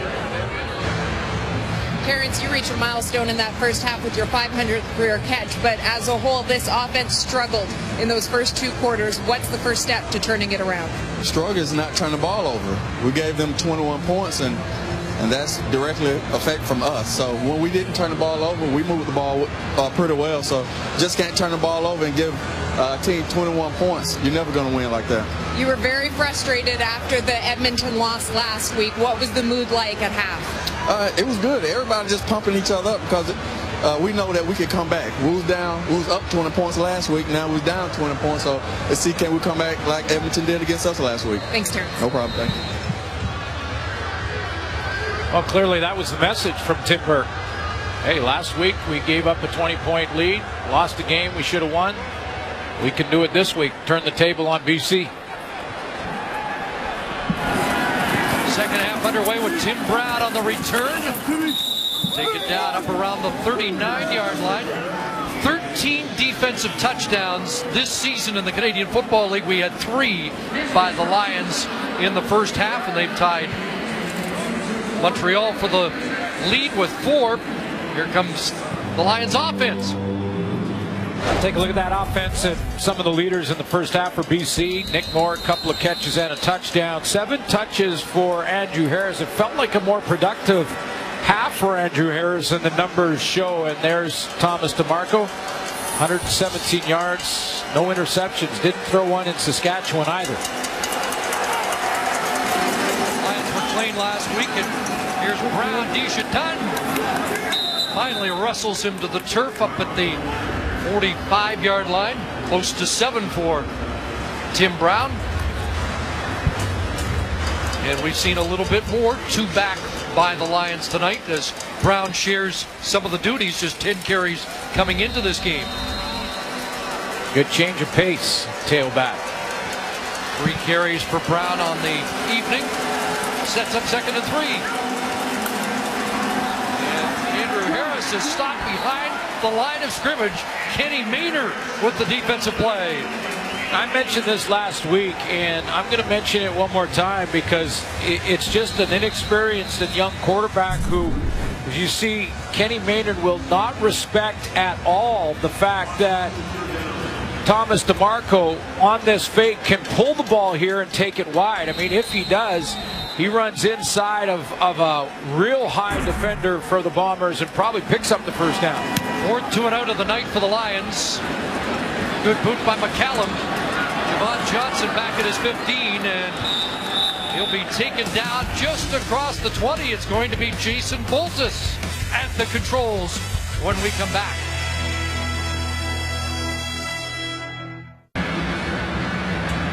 So a quarterbacking change for the Bombers to start this second half as Jason Boltus, the former Hamilton Tiger Cat, brought in when Marcel Belfay took over as the offensive coordinator, will get his first action at quarterback other than short yardage situations. And he starts out of a double tight end formation. On a roll, Big Hill, and it's intercepted. Solomon Elamimian has an interception as the hurry supplied by Big Hill, and Elamimian collects his 3rd pick of the year. First of all, the timing is off because Boltus is going to stand here on this fake from the outside, and he's going to stand way too long, so it doesn't work because you've got to have that mesh point happen that much quicker. He's just standing there, so it really doesn't sell anybody. Adam Big Hill closes quickly on him, and because of that pressure, he rushes a throw.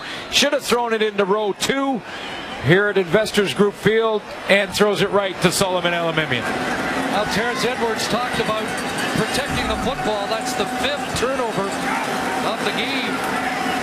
DeMarco has a completion. That's S.J. Adera. And he takes some punishment but holds on to the football. Adera with just his 3rd catch of the year, the rookie out of Laval. Well, you understand one thing. 24 points in the first half off of turnovers. And we discussed in that second quarter, Tim Burke thinking that he may make a quarterback switch here. But then Max Hall, at the end of the first half, put together a couple of drives, including a touchdown throw to Clarence Denmark. He makes the change anyway. Marcel Belfay, who is real high on Jason Boltis, knows him from his days in Hamilton. Must be beside himself right now. It doesn't seem to matter who they put in. They're going to make mistakes. In the giveaway takeaway now on the year, the Bombers are a -25.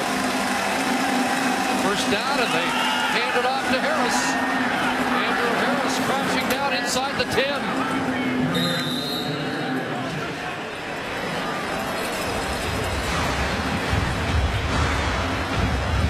7-yard pickup for Harris. Mentioned that first half, how it just felt like Andrew Harris was, number one, more involved, number two, having more success, especially in the run game. It's a BC Lion team that hasn't had a 20-plus run in 7 games. Averaging under 40 yards rushing, Harris is in the last 7, and he called that 7-game segment the low point of his career. Still on pace for over 1,000 yards this season. He's back home. A lot of movement pre-snap, and it's Tim Brown. First down, and barrels down to the 1. Marty Marquette got steamrolled that time. Oh, you could just see that it was like Tim Brown had a thought bubble that came up above his head, and he just said, move, should I shake and bake him? Should I move? Should I shake? No, you know what I'm going to do? Thought bubble, lower my shoulder, and just pop him.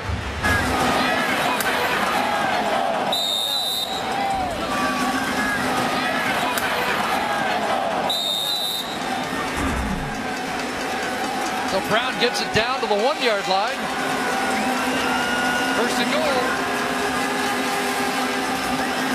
Thomas DeMarco slides right, touchdown.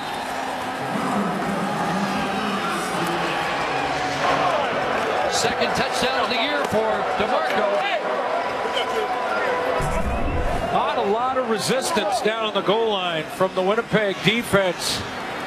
And that is now 31 points off Winnipeg turnovers for the BC Lions, and Thomas DeMarco acts like he's been there before when he tosses the football up to the official.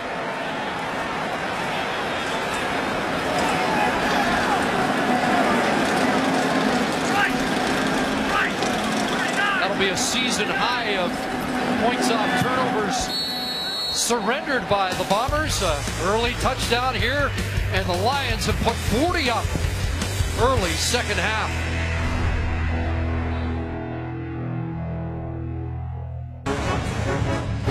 Sunday, join TSN host James Duthie as he gets you set for the NHL season with the NHL on TSN season preview show. This 2-hour special will break down each Canadian team and feature the projected conference standings and picks for the Stanley Cup champion. It all gets underway 4 Eastern, 1 Pacific on TSN. 4 plays, 27 yards after the Elimimian interception. 31 points off turnovers for BC in the game. Will Ford charges ahead and reaches the 34-yard line. A tackle made by Kyle Jones, the Bishop's product. Impossible to win when your giveaway takeaway looks like this. At -25, which is by far the worst in the Canadian Football League. You just can't get it done when you're handing the football over and shortening the field for the opposition, especially against a good team.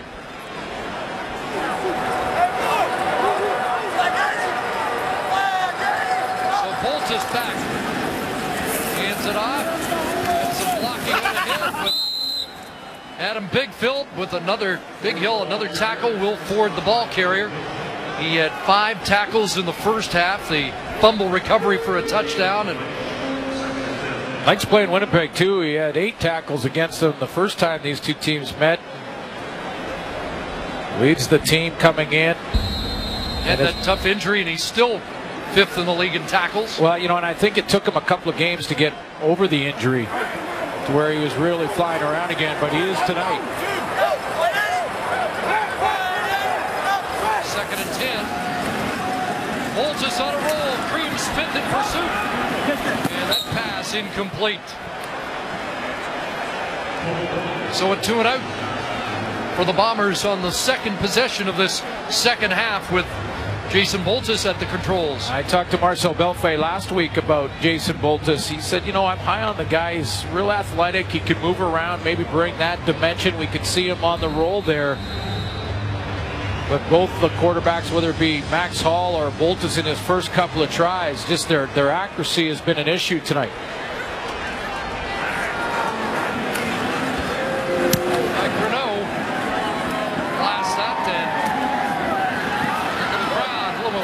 There to get it across the 40-yard line as Thomas DeMarco gets set to go back to work, looking for his second consecutive CFL victory.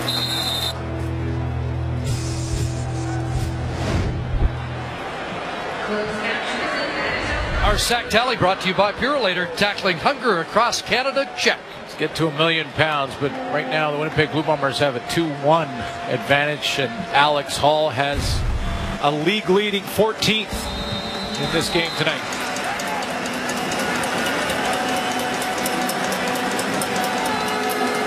First down at the 41-yard line, and a handoff to Harris. Gets snapped up again. He'll lose at least a yard.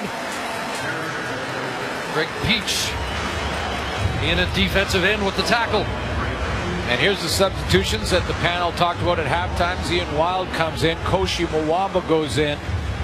Pierre-Luc Labbé comes out as they balance their Canadian ratio, and actually they're bringing Alex Hall out of the game and put in Greg Peach. That must be just to spare him.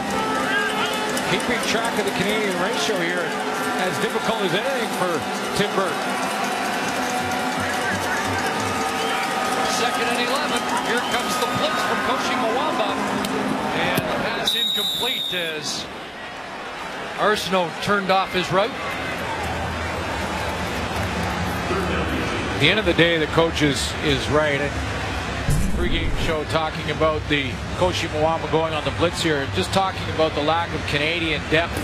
The Winnipeg Blue Bombers has been an issue for them for a couple of years, and one of the reasons that Joe Mack is no longer part of the organization is just not having enough players, Canadians, they can trust on the field. Johnson had to backpedal to the 15, surrounded and dropped just across the 20. And the one thing that Joe Mack said a couple of years ago was that he'd find a starting quarterback for this team, and they have yet to do that. And that's been an issue all season long when you take a look at their quarterback situation. The 22 interceptions, just 8 touchdown passes. Darren Durant has 26. Even Thomas DeMarco has 5 in limited action for the BC Lions. So that's priority 1 for this football team. Who is going to be the quarterback of this team moving forward, which was why it's interesting at halftime they talked about the free agents. They got to go get one. Pass to the flat, reaches inwards and upended by Corey Banks. Although I don't know if you're listening in or running back and forth, but I don't know if I'm going. I might go against Chris Schultz's decision. I think Henry Burr's having a great year. He can play a few more years, but I think I'm going with a younger guy if I'm Tim Burke trying to get one of those free agents. But that's got to be the priority of this franchise, is to find out who is going to be their franchise player, their quarterback. Maybe stating the obvious, but second and 3. Boltus and Corey Banks there to knock it down, and nearly had his 39th career interception.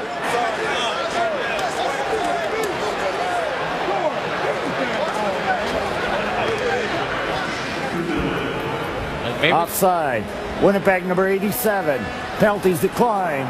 Third down. So Collard was offside, and the punt team has to come on again. You know, and I'm not saying that they're going to necessarily take the stable of quarterbacks now with Jason Boltus, Justin Goltz, and Max Hall and just toss them aside. Maybe bring them all to training camp along with a couple of free agents.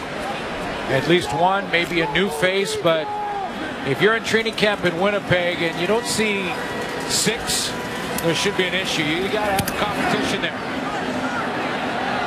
That boot will go out of bounds. That's an illegal punt by Renault, and it looked Well, who is going to be? We thought it might be Buck Pierce coming in, but not yet.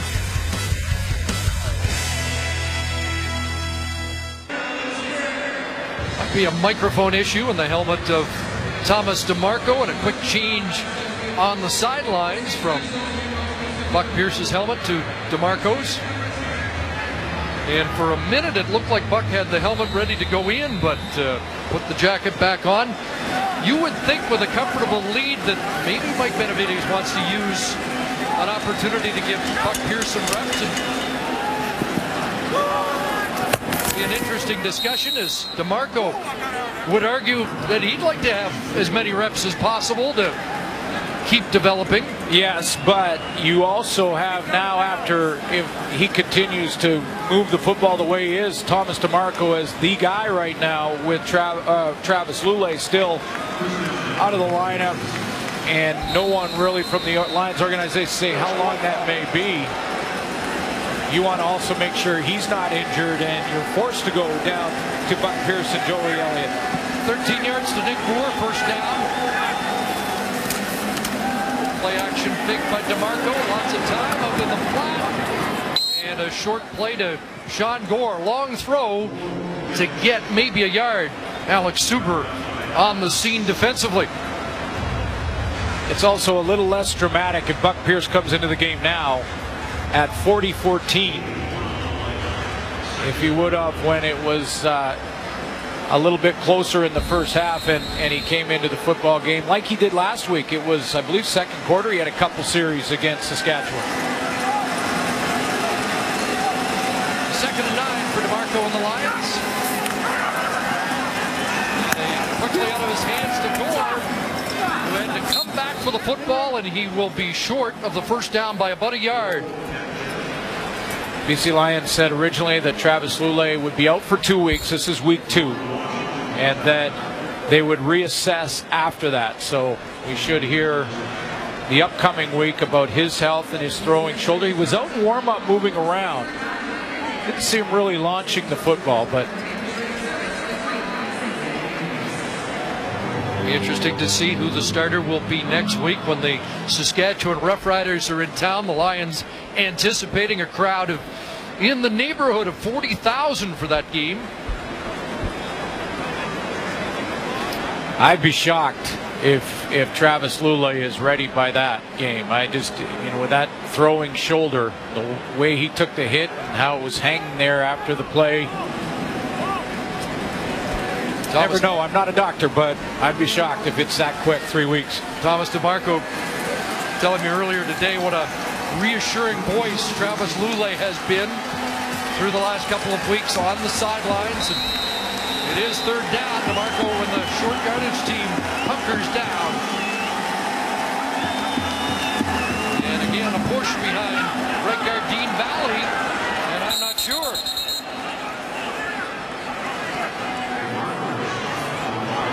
I think DeMarco got a pretty good spot. Bombers defense coming off the field, they think they've got to stop, and Mike Benavides disagrees with the spot. I thought he got a decent spot when the official walked out there. I thought they actually put their foot down a little bit ahead of where DeMarco got forward progress. Well, he's already prepared to challenge if it's not enough. Now the coach has a lot better angle than I do. We're up in the box, and he's right down there at field level, right at the line of scrimmage as he looks on. It is short. It is short. And he is ready to toss the flag.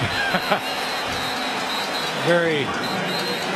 Well, this will be interesting. As we mentioned, each time it's done, it rarely changes the mind of the command center. Very hard to... Well, I haven't seen one yet. Very hard to determine, at least in a pile. I think we had one in the Grey Cup on a sweep that was out in the flat that was clearly where the ball could be spotted. But that's a different scenario. This scenario, when you're talking quarterback sneak and all the bodies and they're trying to get perspective. BC is challenging the spot on the play. The play will be reviewed. Now, when you're on the goal line, it's a little bit different because the ball just has to cross the plane. And there are times when we can pick up that angle right along the line and show the football actually going across that line. But when you take a look at both angles, from the game side or the reverse angle camera right here, this is the angle the coach would have seen. I mean, how do you get perspective as to where the ball is and where the mark should go, and the officials right on the spot? I don't think there's any way they can overturn this.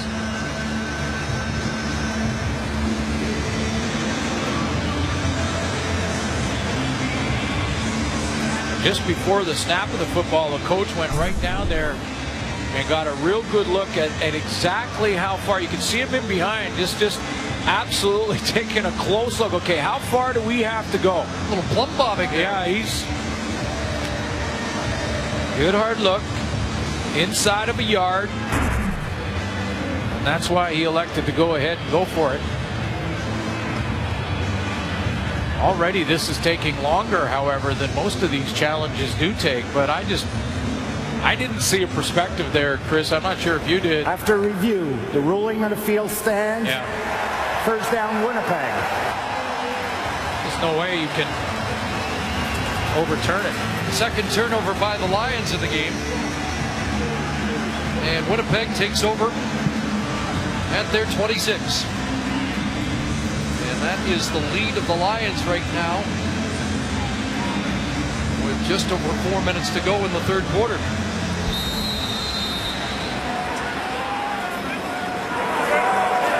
Bolts is looking for a little traction. And he'll throw the hitch. Not going anywhere. Number 44 is all over the football tonight. Is there anyone else on the field for the BC Lions defense? Well, we know Dante Marsh is out there because he has a pick six for a touchdown. Court Parks has a interception as well, I believe, and he's out there. But 44. Even had 4 special team tackles last week against Saskatchewan. So 9 tackles tonight, Chris. On fire. Second and 10. And it falls out of Boltis' hands. Oh, boy. And it goes from bad to ugly. We have a worse play candidate. And the Boo Birds are out in Winnipeg. Well, Bomber fans are wondering whatever happened to the good part of the good, bad, and the ugly. And the Boo Birds are out right now. Because it's been bad and it's been ugly. This is ugly.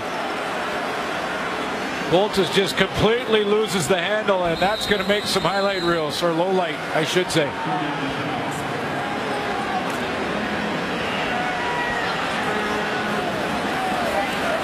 Only good part of that play is he got back on it.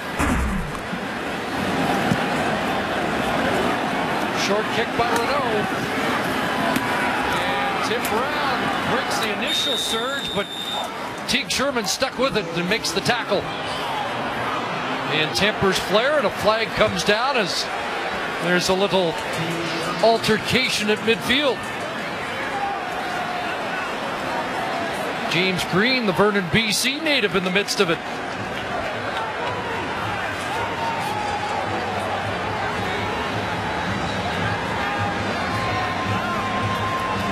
It's like Rolly Lambala being escorted to the sidelines by some of his teammates. Major foul, unnecessary roughness. Winnipeg number 13, 15-yard penalty enforced from the end of the play. First down. That's been another issue all year long. Just the penalties from Tim Burke's squad that are the big ones. I mean, you know, even struggling teams should be able to overcome a holding call. They should be able to overcome the odd offsides and things like that. But it's the major penalties. Unnecessary roughness, roughing the passers, the pass interference calls, those kind of penalties that are tough to overcome. Game changers that this team has been. It's been an issue for them all season long, and one of the reasons they've struggled. 13 not in the lineup for Winnipeg. Chris Matthews, we presume it's James Green. And here's Andrew Harris. Maynard brings him down after a couple.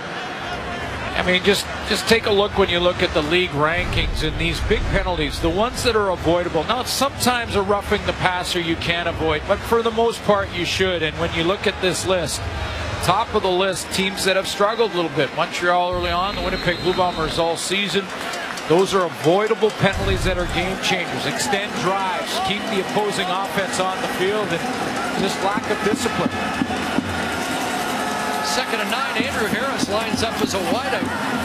They go to the other side, and there's Paris Jackson with the catch. Mentioned that Paris in the lineup for Marco Iannuzzi had not had a catch since week 3 until tonight.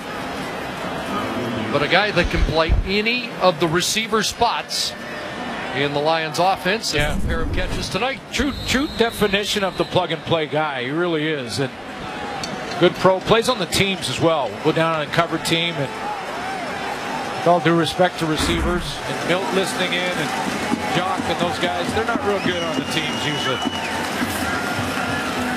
Here's the fly sweep to Manny Arsenault. Pretty good on the run. And down to the 16. Well, those are fighting words. We'll hear about that in the upcoming halftime sessions. Yes, but I guarantee you, I could count the times that Milt Stegall covered a kick in one hand. Some guys can. There are a few. Manny Arsenault could if he put him on a punt cover team. He'd get down there. He's a big guy, thick. Not going to throw my Queens alum guy, Jock Climbing, under the bus. I'm not thinking he covered many punts either. Like none. 1st and 10. And Andrew Harris spinning down to the goal line. Won't be denied. Touchdown. 17-yard run as the hometown kid celebrates. Looked like a mistake from the Bombers on the blitz. Desjardins goes inside. Pierre-Luc Labbé goes the same way, opening up a gap beside those 2 linebackers and Alex Hall to rush in that you could drive a truck through. They didn't need truck. Got Andrew Harris. Hometown touchdown. He's got a lot of friends and family in the stands. 6th touchdown on the run, 8th touchdown of the year for Andrew. And with this convert, the Lions would be 1 point away from the season high in points in a game. Rough Riders had 48 on Labor Day against the Bombers, and here are the Lions putting up 47. About gap control. Pierre-Luc Labbé and Desjardins both go into the same gap. So when they do that, watch Van Archibald come down from the left tackle spot on the down block. Now he can take out 2 linebackers. Takes them both out. This is a contained man in Alex Hall, and look at the alley.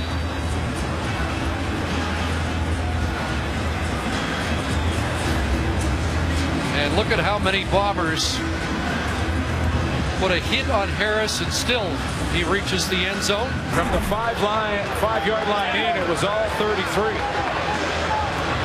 Ben Archibald got him to the 5. Harris finish it off. Talked about the last month or so being a low in his career, feeling a whole lot better right now.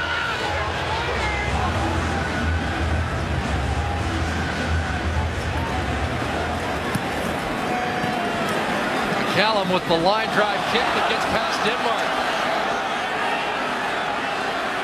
There's Denmark surrounded and dropped before he reaches the 15-yard line.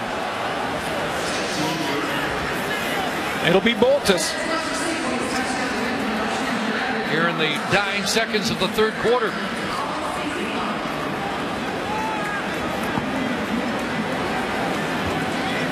Justin Goltz, about a month ago, was the quarterback of the future here for the rest of the year, and he has seemingly faded from the picture.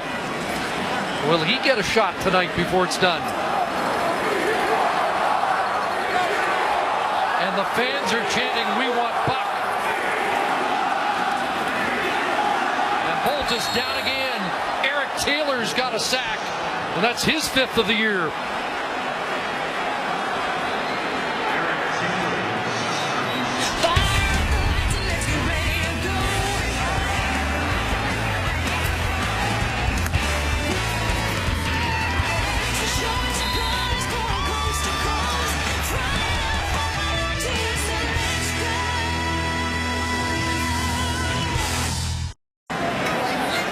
Well, the numbers more decisive now through 3/4 of play. Well, the points off turnover is just too high of a mountain for the Bombers to climb. But when you look at the third quarter and Jason Bolta's passing numbers, he attempted 5 passes, completed a couple for 1 for 6 yards. So he had 6 yards passing in the third quarter. Nowhere near good enough.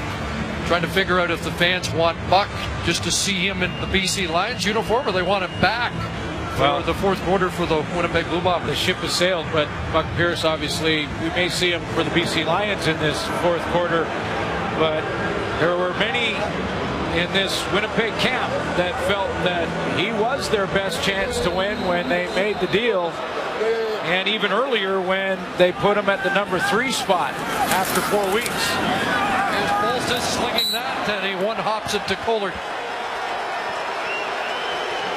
And there were a few that thought that Buck Pierce gave the Bombers the best chance to win, and that was early in the season when the season was still within reach. It was about week 4, and he was back down at the number 3 spot. Was a pro about it. Tried to help the young guys. They went with Justin Golds. How much doubt who's coming in next? You know, in fairness to Jason Boltis, I mean, all the reviews better than what we've seen tonight. He just doesn't look ready. No. Tim Brown. James Green will trip him up at the 48-yard line. And Buck Pierce comes in at quarterback.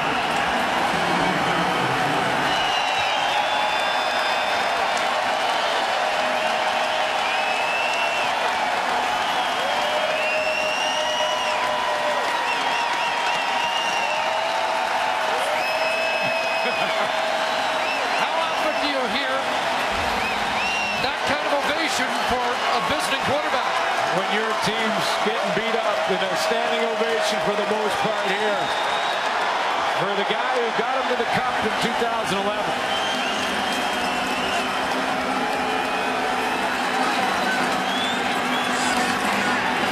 And he'll swing it out as Giannera's got the football, and the rookie is angled out by Javon Johnson. You know, these fans are outstanding here in Winnipeg for a lot of reasons. I mean, over 30,000 tonight. The team has struggled badly all season long. And yes, there's a new stadium here, and they're all enjoying the new facilities, but they're still out here supporting their team, and that standing ovation for Buck Pierce. Way to go, Winnipeg fans. 2nd and 3. Pressure. On the catch. And he'll battle close to a first down. Well, the Bombers get a hit on Pierce. Some of the Winnipeg defenders said, we never got to touch him in practice, and we're looking forward to a chance to hit their old teammate. They certainly did there. Well, I think the fans here applauded that throw that Pierce got, took the hit, but still completed the pass to Arsenault. And the Bomber fans saw a lot of that when Buck was a Winnipeg Blue Bomber, taking the hit. Thomas DeMarco will come in on the short yardage, but looks like he's okay. No worse for wear after this hit from Kenny Maynard, who actually was the one who mentioned he was looking forward to the opportunity that he never got. But it helps him up as well. You know, when they do the final review of this season, you might go back and say, why did he fall out of favor? He was 1-2 and shaken up in his 4th start, and Buck Pierce, after that, was dropped in the depth chart and never really a factor again.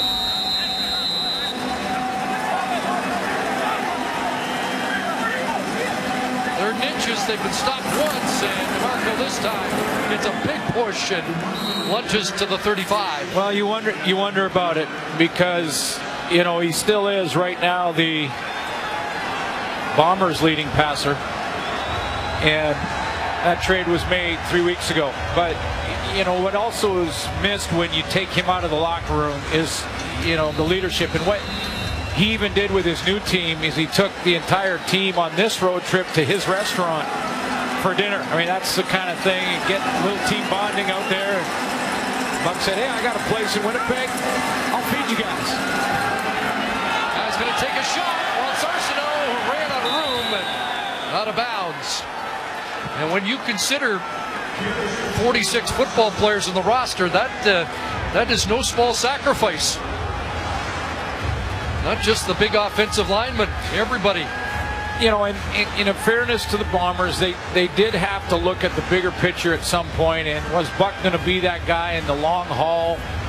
Probably not. But if you're talking about a season that was in the balance at that week 4, then yeah, I mean, this is a guy that gave you the best chance to win, had the experience to do it, had been there, got them to the Cup in 11.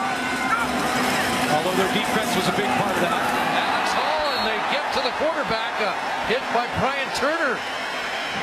As the Bombers front four chalks up another sack. 3 more tonight for the Winnipeg front, and 48 sacks on the year. To the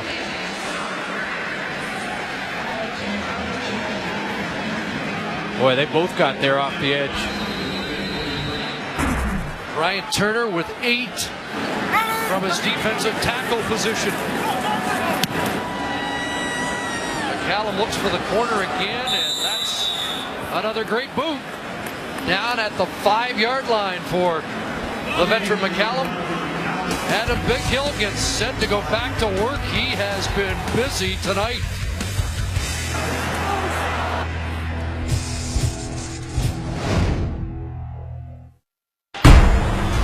Well, the Lions defense has outscored the Bombers tonight. 3 defensive touchdowns, including 1 on the first play from scrimmage. Yeah, Adam Bighill picks this fumble up. He's not touched down by contact. He scores. But that wasn't the only score from the defense. Dante Marsh, after a pass interference call, the very next play takes it to the house. Fumble that Cord Parks picks up, takes it to the house. 3 scores defensively for the BC line. Now Boltis and the Bombers start their 5-yard line, hand off to Will Ford, and 2 or 3 yards for Ford on that carry.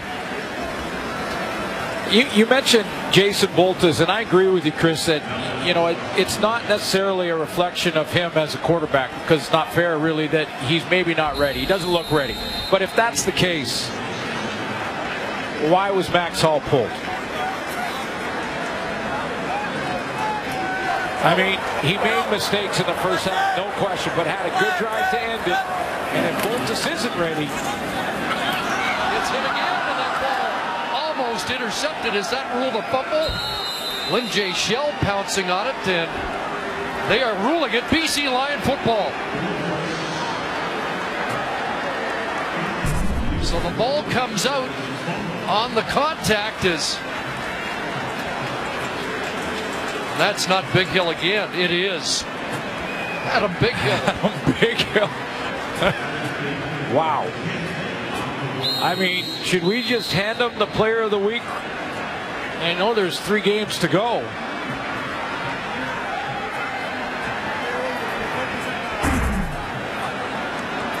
And the challenge flag has been given. It's hard to see any throwing motion. We'll take a closer look. Yeah, I thought he had the ball down around his waist. Winnipeg is challenging the ruling of the field of a fumble. The play will be reviewed. I thought he had it down around his waist when the hit occurred and the ball came out. It was down low. See that arm come forward, but is the ball already out? This may be an even better angle for you. Yeah, I don't think there's any question. The ball was down low by his hip and kind of on his way up from there, but after it came out was when that arm went forward. Well, we mentioned 3 defensive touchdowns. Upon review, the ruling on the field is confirmed by replay. It was a fumble. First down, BC. So 7 turnovers for the Bombers and 31 points already off turnovers. A wishful thinking challenge for Tim Burke. Excuse me, 6 turnovers for Winnipeg. You almost got the impression Tim Burke just had the challenge regardless there. I got to admit, that was all video. There we go. There we go. Hey, I'll be home soon. They'll be home soon now. So a chance for Buck Pierce here from a little more salt. Catch inside. about the 5-yard lines. And it's a 7-yard pickup for Gore, who has 5 touchdowns in his last 5 games. You know, valuable reps. If Travis Lulay can't play for a couple more weeks, then these are important reps for Buck Pearson, new offense. And he told us last week he was trying to get used to some of the new terminology.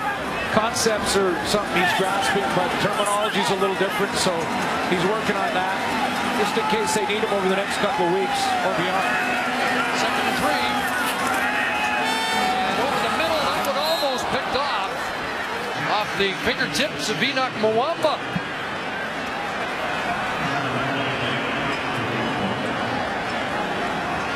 Field goal team will come on. Mwamba had a shot at this, and when you're talking about Bombers and the future of this team, there's a guy they need to be talking to right now about a contract extension and get a Canadian star signed to a longer-term deal. It's coming up on his option year, and they've got to get him signed and back in Winnipeg. Of course, as Dave Naylor was reporting, there's that anticipation of the cap rising for 50. Lions hit 50. Tough night for Enoch Mwamba and company.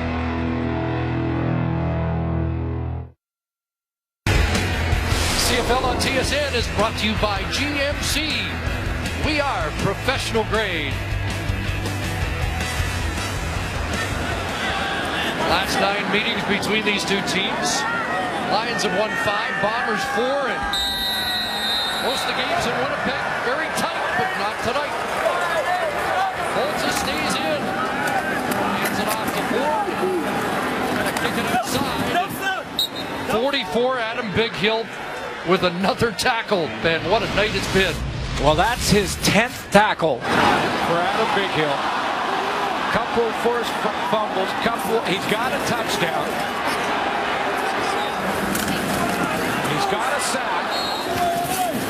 He continues to add tackles every down. And even with missing the games with the injury, you got to start talking about him as Defensive Player of the Year. Certainly a strong candidate. Bighill, big night. Second down, Bolton stepped up and right into the arms of Eric Taylor. And I believe Anton McKenzie was there as well. On that last play, Bighill covered Will Ford on a go route. Look at that stat line for one night's work. You're right. You know, you talk. He's a player of the week front runner, and has to be in that conversation again for Player of the Year, Defensive Player of the Year. Man, hey, Charleston Hughes, Calgary in that. 7th to a night, low line drive boot by Renault. Tim Brown wrestled down by Michel Pierre-Pobriand. Buck Pierce back to work when we come back.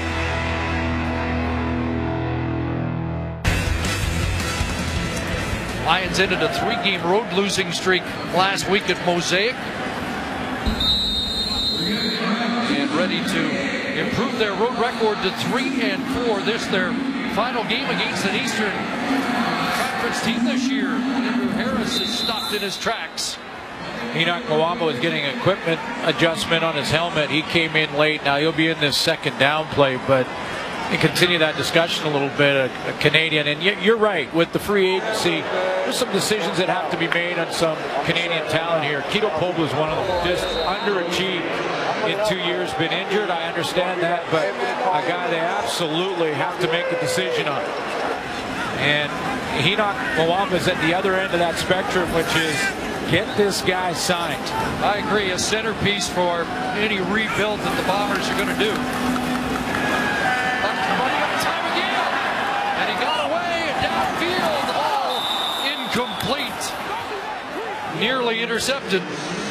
Another tough decision for this organization moving forward is going to be on veteran Terrence Edwards and where he's at in his career. Do they invite him back to training camp?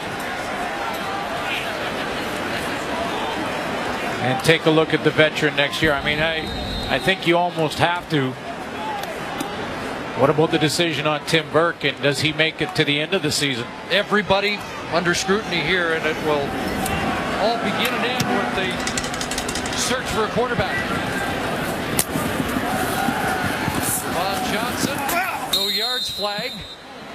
And here are the Bombers midway through the fourth quarter, still looking for their first down in the second half. Yeah, there's no question. When we talked about the quarterback spot, and that's free agency, and but this is an organization, honestly, that has to look, at life and moving forward through the front windshield, not the review mirror. I mean, mistakes that have been made over the DC number 20, 15-yard penalty, first down. Mistakes that have been made over the last 3-4 years, they can't change now. But what they can do is look at what they have and look at moving forward. Canadian talent is something they've got to improve on in a big way. Most of the speculation and talk is that Tim Burke won't be back next year, but does he make the end of the season is a question. There are some building blocks like Henoch Malama, but he becomes a free agent. They got to get him signed. Penalty was on Keenan Parker. Bolt is going to take a shot downfield. And it's caught. Clarence Denmark has been the best Bomber tonight, and there's the first down for Jason Boltus at the controls. Well, they're the team's leading receiver and a building block, an outstanding player. I mean, if you're looking through the front windshield, not the review mirror, there's a guy you can be excited about if you're a Bomber fan. Number 89, with a 38-yard gain. Denmark over 100 yards in the game with that 38-yard grab. Second 100-yard game of the season for Clarence Denmark. Boltus looked one way, rolls the other. And now underneath, and that was nearly picked. Gordon Parks had his hands on it. Interception and a fumble recovery for a touchdown tonight. Chris Kowalczyk's had to play in the offensive line. Dan Knapp knocked out after that first half. And there's an area of concern when you have to play 3 imports on the offensive line, put you in a bind in other areas. So there were some people around the Bombers that were a little upset Tyson Pencer didn't get another start. Coaching staff was not happy with the way he played his first game, but the other view was, well, he's a rookie. This is the time to learn, maybe get reps. Boltus in the end zone.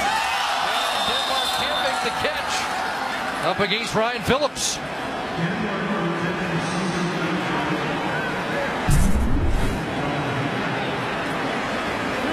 He's taken a step, though, even in a tough season for this Bomber team. Clarence Denmark has improved, got better.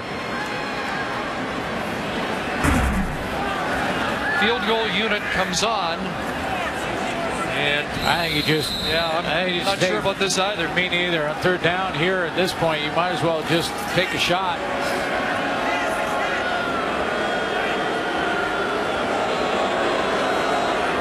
You hear the reaction. DeAngelis, who missed earlier, and maybe the thought is you got to get this guy going too. And DeAngelis has struggled, and it's that. Also should say, and I truly believe this, that Tim Burke is a great coordinator. And this organization moves on. Let's say in the offseason they go in a different direction. That is most of the speculation. I'm sure it won't be long before a team looks at him again in that role. But it's just, you look to next year and you look at what you have and the holes. And I'm with Milt. At the beginning of the game, in the pregame show, Milt Stiegel talked about, is this team talent-wise, where are they at? I mean, you're talking about 3 or 4 offensive linemen, 2-3 receivers, starting tailback, starting quarterback, and franchise player. Let's start there. Pierce inside. What a nice grab that was by Nick Moore up to the 50-yard line. Defensively, this Bomber team has got what they need up front. They have what they need there. I mean, if they can get Alex Hall back, and you look at that front 4 with Kenny Maynard, Brian Turner, Zach Anderson, that's as good as it gets up front. Get Enoch Mwamba signed. Now their secondary has underachieved all season. They should be better. Back in the hands of Andrew Harris. Demont Washington steps up. Harris for 5. Well, it should be underscored in a tough year as a head coach that Tim Burke did as a defensive coordinator take teams to 4 consecutive Grey Cups. So yes. Yeah. The resume is a good one. 3 with the Montreal Alouettes and of course 2011. But you know what? It's 2nd and 5. Pierce throws this one into the ground, short of Nick Moore. Meanwhile, the BC Lions sort of set the table for a big weekend of football here because there's some kind of race in the Western Division. And first place still up for grabs. Calgary, a bit of a lead. They'll play Hamilton. Saskatchewan's in Montreal, that afternoon game on Sunday. BC and Saskatchewan, 2 more games against each other. Race was on, and the Lions felt some heat a few weeks ago. But they had to string wins together to get back into the race for home field. Well, they have done that. That big win last week to tie Saskatchewan for 2nd on the road, a convincing win, and it'll bring them back to BC Place next Friday. We'll have it on Friday Night Football, the Saskatchewan Roughriders and the BC Lions. Well, Hamilton Tiger Cats are a team that are getting better. So the Mike Benavides group just put a little more pressure on Calgary and Saskatchewan. Their game's coming up this weekend. The ring to return. Illegal block. Winnipeg, number 54. After distance to the goal. First down. Kenny Maynard called. So it's another start deep in their own zone with 4:02 to go. But Mike Benavides has to be happy with the way his team is battling without Travis Lulay. That win last week, huge for the team, as you mentioned. And got all they needed tonight from their defense alone. Be 3 straight wins, 2 without their number 1 signal caller, Travis Lulay. And we might see another former quarterback just to complete all the storylines here tonight. Joey Elliott getting warm.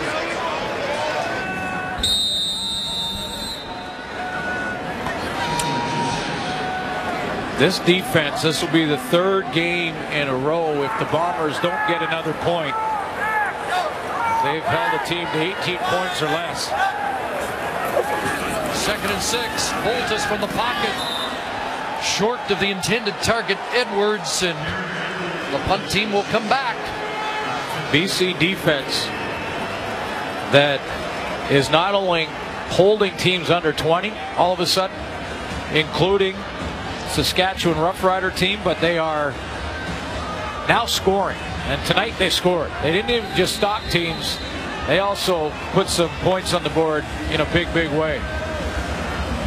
So they're coming into their own. The addition of Chris Wilson has really helped in the rotation up front. And Adam Bighill, he's back from that injury. Wow.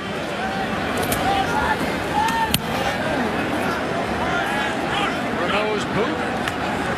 Brown at midfield. Dropped at the Winnipeg 47. A lot of smiling faces on that Lions sideline. With just under 3 minutes to go. Now that's better. Lions ended a 3-game road losing streak last week at Mosaic. And ready to improve their road record to 3-4. This their final game against an Eastern Conference team this year. Andrew Harris is stopped in his tracks. Enoch Mwamba was getting an equipment adjustment on his helmet. He came in late. Now he'll be in this 2nd down play, but and continue that discussion a little bit, a Canadian. And you're right, with the free agency, there's some decisions that have to be made on some Canadian talent here. Keto Pope was one of them, just underachieved in 2 years, been injured. I understand that, but a guy they absolutely have to make a decision on. And Enoch Mwamba's at the other end of that spectrum, which is Get this guy signed. I agree, a centerpiece for any rebuild that the Bombers are going to do. Money up time again, and he got away and downfield. The ball incomplete, nearly intercepted. Another tough decision for this organization moving forward is going to be on veteran Terrence Edwards and where he's at in his career. Do they invite him back to training camp? And take a look at the veteran next year. I mean, I think you almost have to.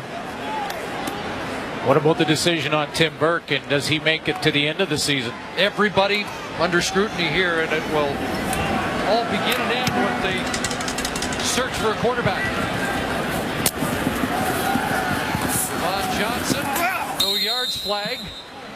And here are the Bombers midway through the fourth quarter, still looking for their first down in the second half. Yeah, there's no question. When we talked about the quarterback spot, and that's free agency, and but this is an organization, honestly, that has to look, at life and moving forward through the front windshield, not the rearview mirror. I mean, mistakes that have been made over the DC number 20, 15-yard penalty, first down. Mistakes that have been made over the last 3-4 years, they can't change now. But what they can do is look at what they have and look at moving forward. Canadian talent is something they've got to improve on in a big way. Most of the speculation and talk is that Tim Burke won't be back next year, but does he make the end of the season is a question. There are some building blocks like Henoch Mwamba, but he becomes a free agent. You got to get him signed. Penalty was on Keenan Parker. Bolt is going to take a shot downfield. Clarence Denmark has been the best Bomber tonight, and there's the first down for Jason Boltus at the controls. Well, the team's leading receiver and a building block, an outstanding player. I mean, if you're looking through the front windshield, not the review mirror, there's a guy you can be excited about if you're a Bomber fan. Number 89 with a 38-yard gain. Denmark over 100 yards in the game with that 38-yard grab.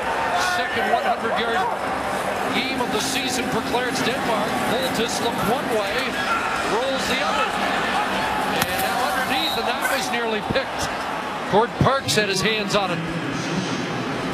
Interception and a fumble recovery for a touchdown tonight. Chris Kowalczyk's had to play in the offensive line. Dan Knapp knocked out after that first half. And there's an area of concern when you have to play 3 imports on the offensive line, puts you in a bind in other areas. There were some people around the Bombers that were a little upset Tyson Pencer didn't get another start. Coaching staff was not happy with the way he played his first game, but the other view was, well, he's a rookie. This is the time to learn, maybe get reps. Boltus in the end zone. And Denmark can't make the catch. Up against Ryan Phillips.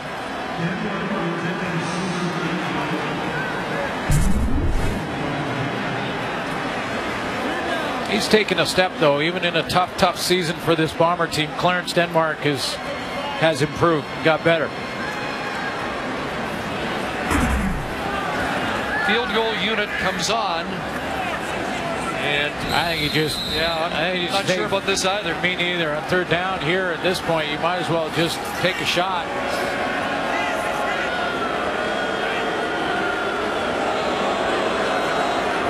You hear the reaction.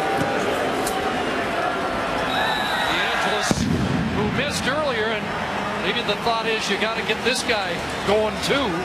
And DeAngelis has struggled and hits that.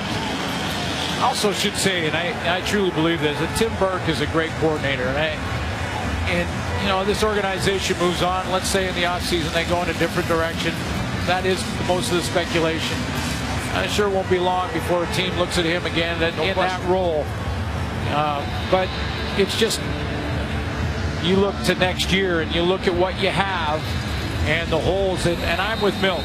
At the beginning of the game, in the pregame show, Milt Stiegel talked about, is this team talent-wise, where are they at? I mean, you're talking about 3 or 4 offensive linemen, 2-3 receivers, starting tailback, starting quarterback, and franchise player. Let's start there. Pierce inside. What a nice grab that was by Nick Moore up to the 50-yard line. Defensively, this Bomber team has got what they need up front. They have what they need there.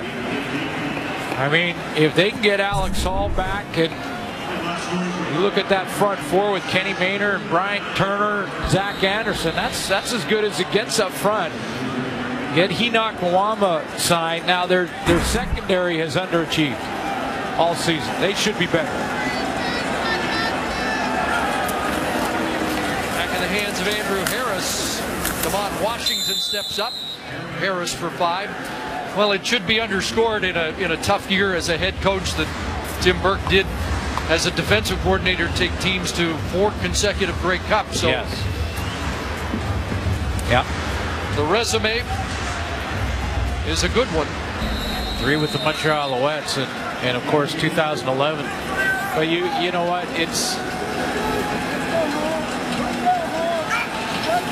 2nd and 5. Pierce throws this one into the ground, short of Nick Moore. Meanwhile, the BC Lions sort of set the table for a big weekend of football here, because there's some kind of race in the Western Division, and first place still up for grabs. Calgary, a bit of a lead. They'll play Hamilton. Saskatchewan's in Montreal, that afternoon game on Sunday.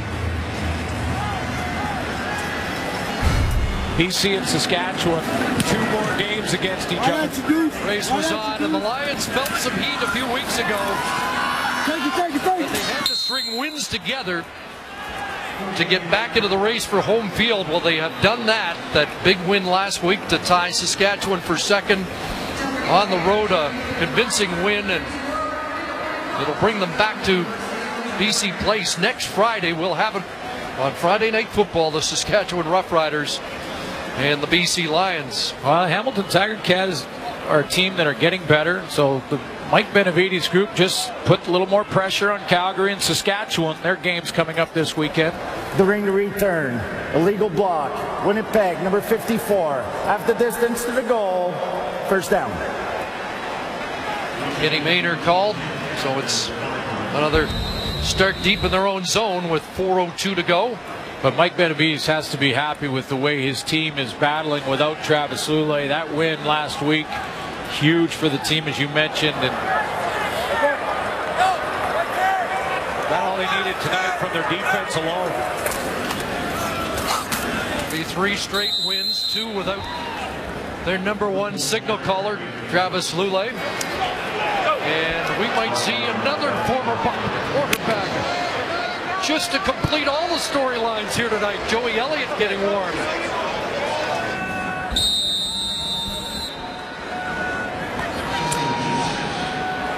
This defense, this will be the 3rd game in a row if the Bombers don't get another point. They've held a team to 18 points or less. 2nd and 6. Voltus from the pocket.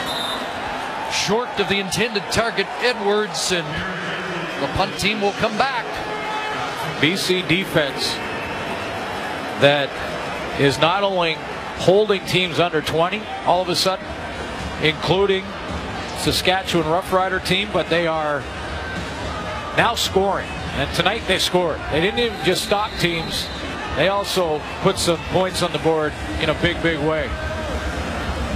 So they're coming into their own. The addition of Chris Wilson has really helped in the rotation up front. And Adam Bighill, he's back from that injury. Wow.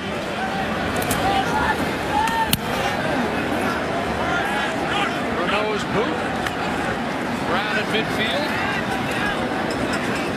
Dropped at the Winnipeg 47. A lot of smiling faces on that Lions sideline with just under 3 minutes to go.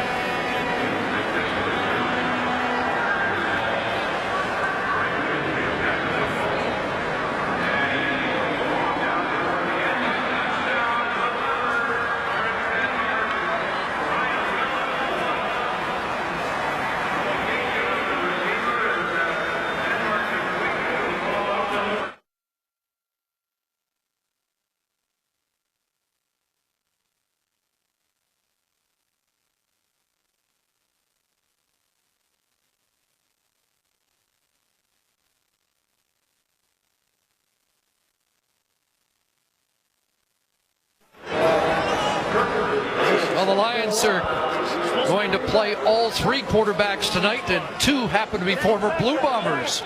Joey Elliott is in the huddle with 2:39 left in the game. And for the record, Joey Elliott last year for the Bombers completed 60% of his passes for 2,100 yards. Released by the Bombers, in fact, released by the Lions. Whoops, Andrew Harris going to reverse field. That's a blocking. And he's off the running. And dropped by DeMond Washington at the 30 when it looked like he dropped for a loss. Harris pads his stats, 17 yards. Alex Hall turned him back the other way. And it looked like for a while there that no one was going to tackle him, so he just thought, I'll just keep running until someone steps up and tackles me. Nice reverse of field, got a couple blocks on the backside. Paris Jackson with a nice one on Disha Dunn. 14th carry, 71 yards and a touchdown, and now Elliott drops it off, and that ball dropped. They're going to call that incomplete or a fumble. I believe Harris got it back, and it's going to be 2nd and 10 at the 30.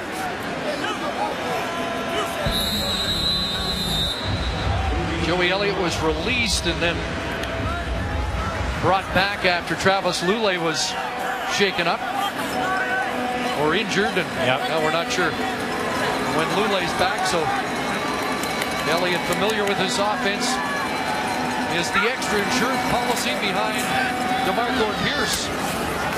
Harris can't make that catch, and it will be 3rd down. And that's, you know, another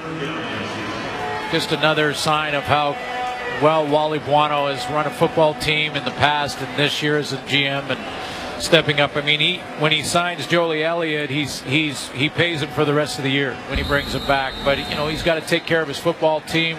Not sure on the status of his starter in Travis Lulay, and that wasn't even a second thought. Wally Buono goes out, makes a decision, brings Joey Elliott back. Got to play him the whole way, even if Lulay's back next week. But smart. McCallum, 37 out, and he'll add to the lead. You saw a pretty good example of Travis Lulay, Coach Lulay on the sidelines. And again, Thomas DeMarco made the point earlier today with me that Lulay has been such a good voice in his ear, helping him out. In fact, they were watching the NFL game last night. Colin Kaepernick takes a coverage sack. He held onto the ball about 4 seconds before getting taken down, and Lulay turned right to DeMarco and said, "Don't do that tomorrow."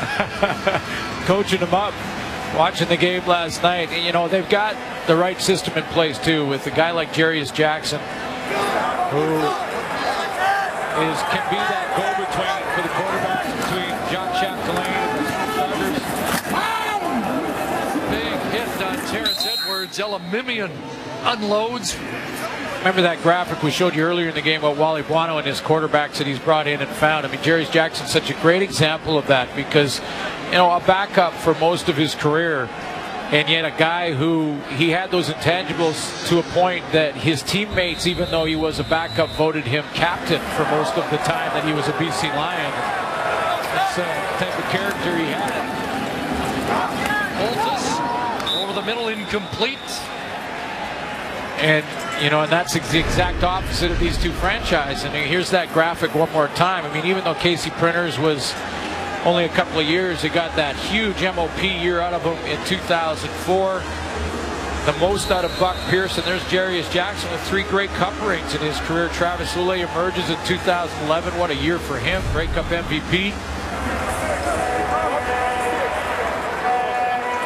And Mike Benavides talks about giving those second and third team guys a lot of work in practice and in training camp. One of the reasons for it.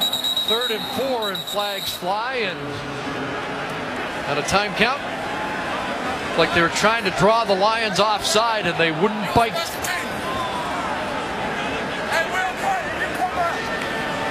Those guys, whether they're number 2 or 3, they're getting work in practice, and so when they get their chance to move up, they're more prepared for it. Offside.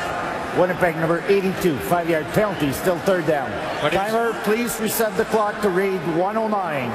109. It is an amazing year when you talk about all the quarterbacks we've seen play. I believe it's 17 in total, 16 of which have won at least one game, and how these young guys are having success at such an early stage of their career has just been unbelievable this year.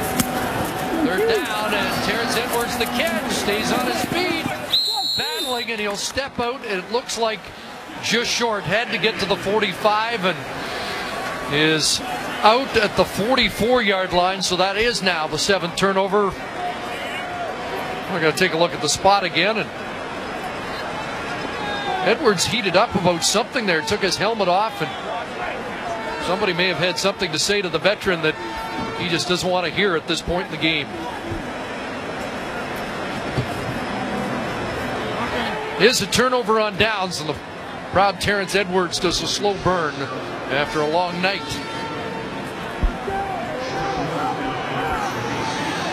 Well, and that's the issue. I mean, you've got, yes, it's been a disastrous season for this Bomber team, but there's guys down there with a lot of pride. He's one of them.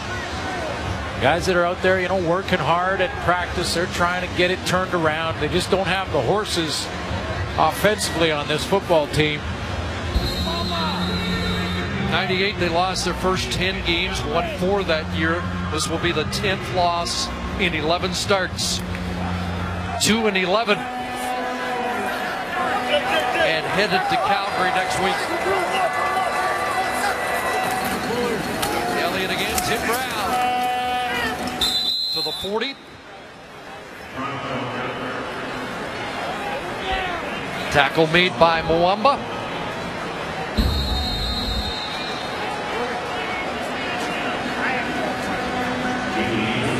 Here's a check. It's blank. You fill in the number, Enoch, and I agree. Got to get them done. Yep. Tie it to whatever increase there is in the salary cap. Yeah. Here's the check. I mean, remember the Brendan Labatt? Takes 2 to sign, though. Yep. No, you're right. And with Enoch, I mean, Timeout why was would called by BC prior to the 22nd clock. Oh, I don't know why you do that, but anyway. You know, you think about that. I mean, no question that Enoch will take a look at, you know, he was going to look at the market and with Ottawa and all the changes, and it's a unique year in free agency for sure. But, you know, I mean, I know the Bombers are working on it. I'm sure they are. They just have to get, they can't lose their key Canadians, and they don't have enough of them anyway. But if they, you know, for the guys they do have, boy, whatever it takes almost.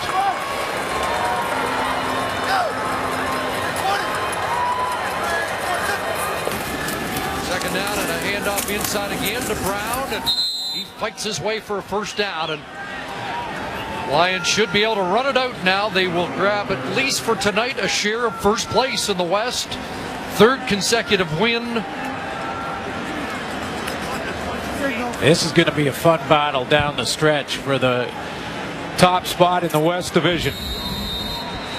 Calgary Stampeders, Saskatchewan Roughriders. Both with tough road games this weekend in the East. In Hamilton and Montreal. And Edmonton still trying to battle and looking over on the other division at Montreal, and whether or not they could try and catch them on a crossover. And there are 1 or 2 Bomber fans watching tonight who are wanting us to remind everybody they're still 4 points out of the playoffs in the East. Yeah. I think that ship sailed. But hey, I tip of the hat to the Winnipeg Blue Bomber fans. They've been here all year. Joey Elliott hands the ball off, and Thomas DeMarco has back-to-back wins. 3 defensive touchdowns made this one a rout. Adam Bighill, too much for the Bombers tonight.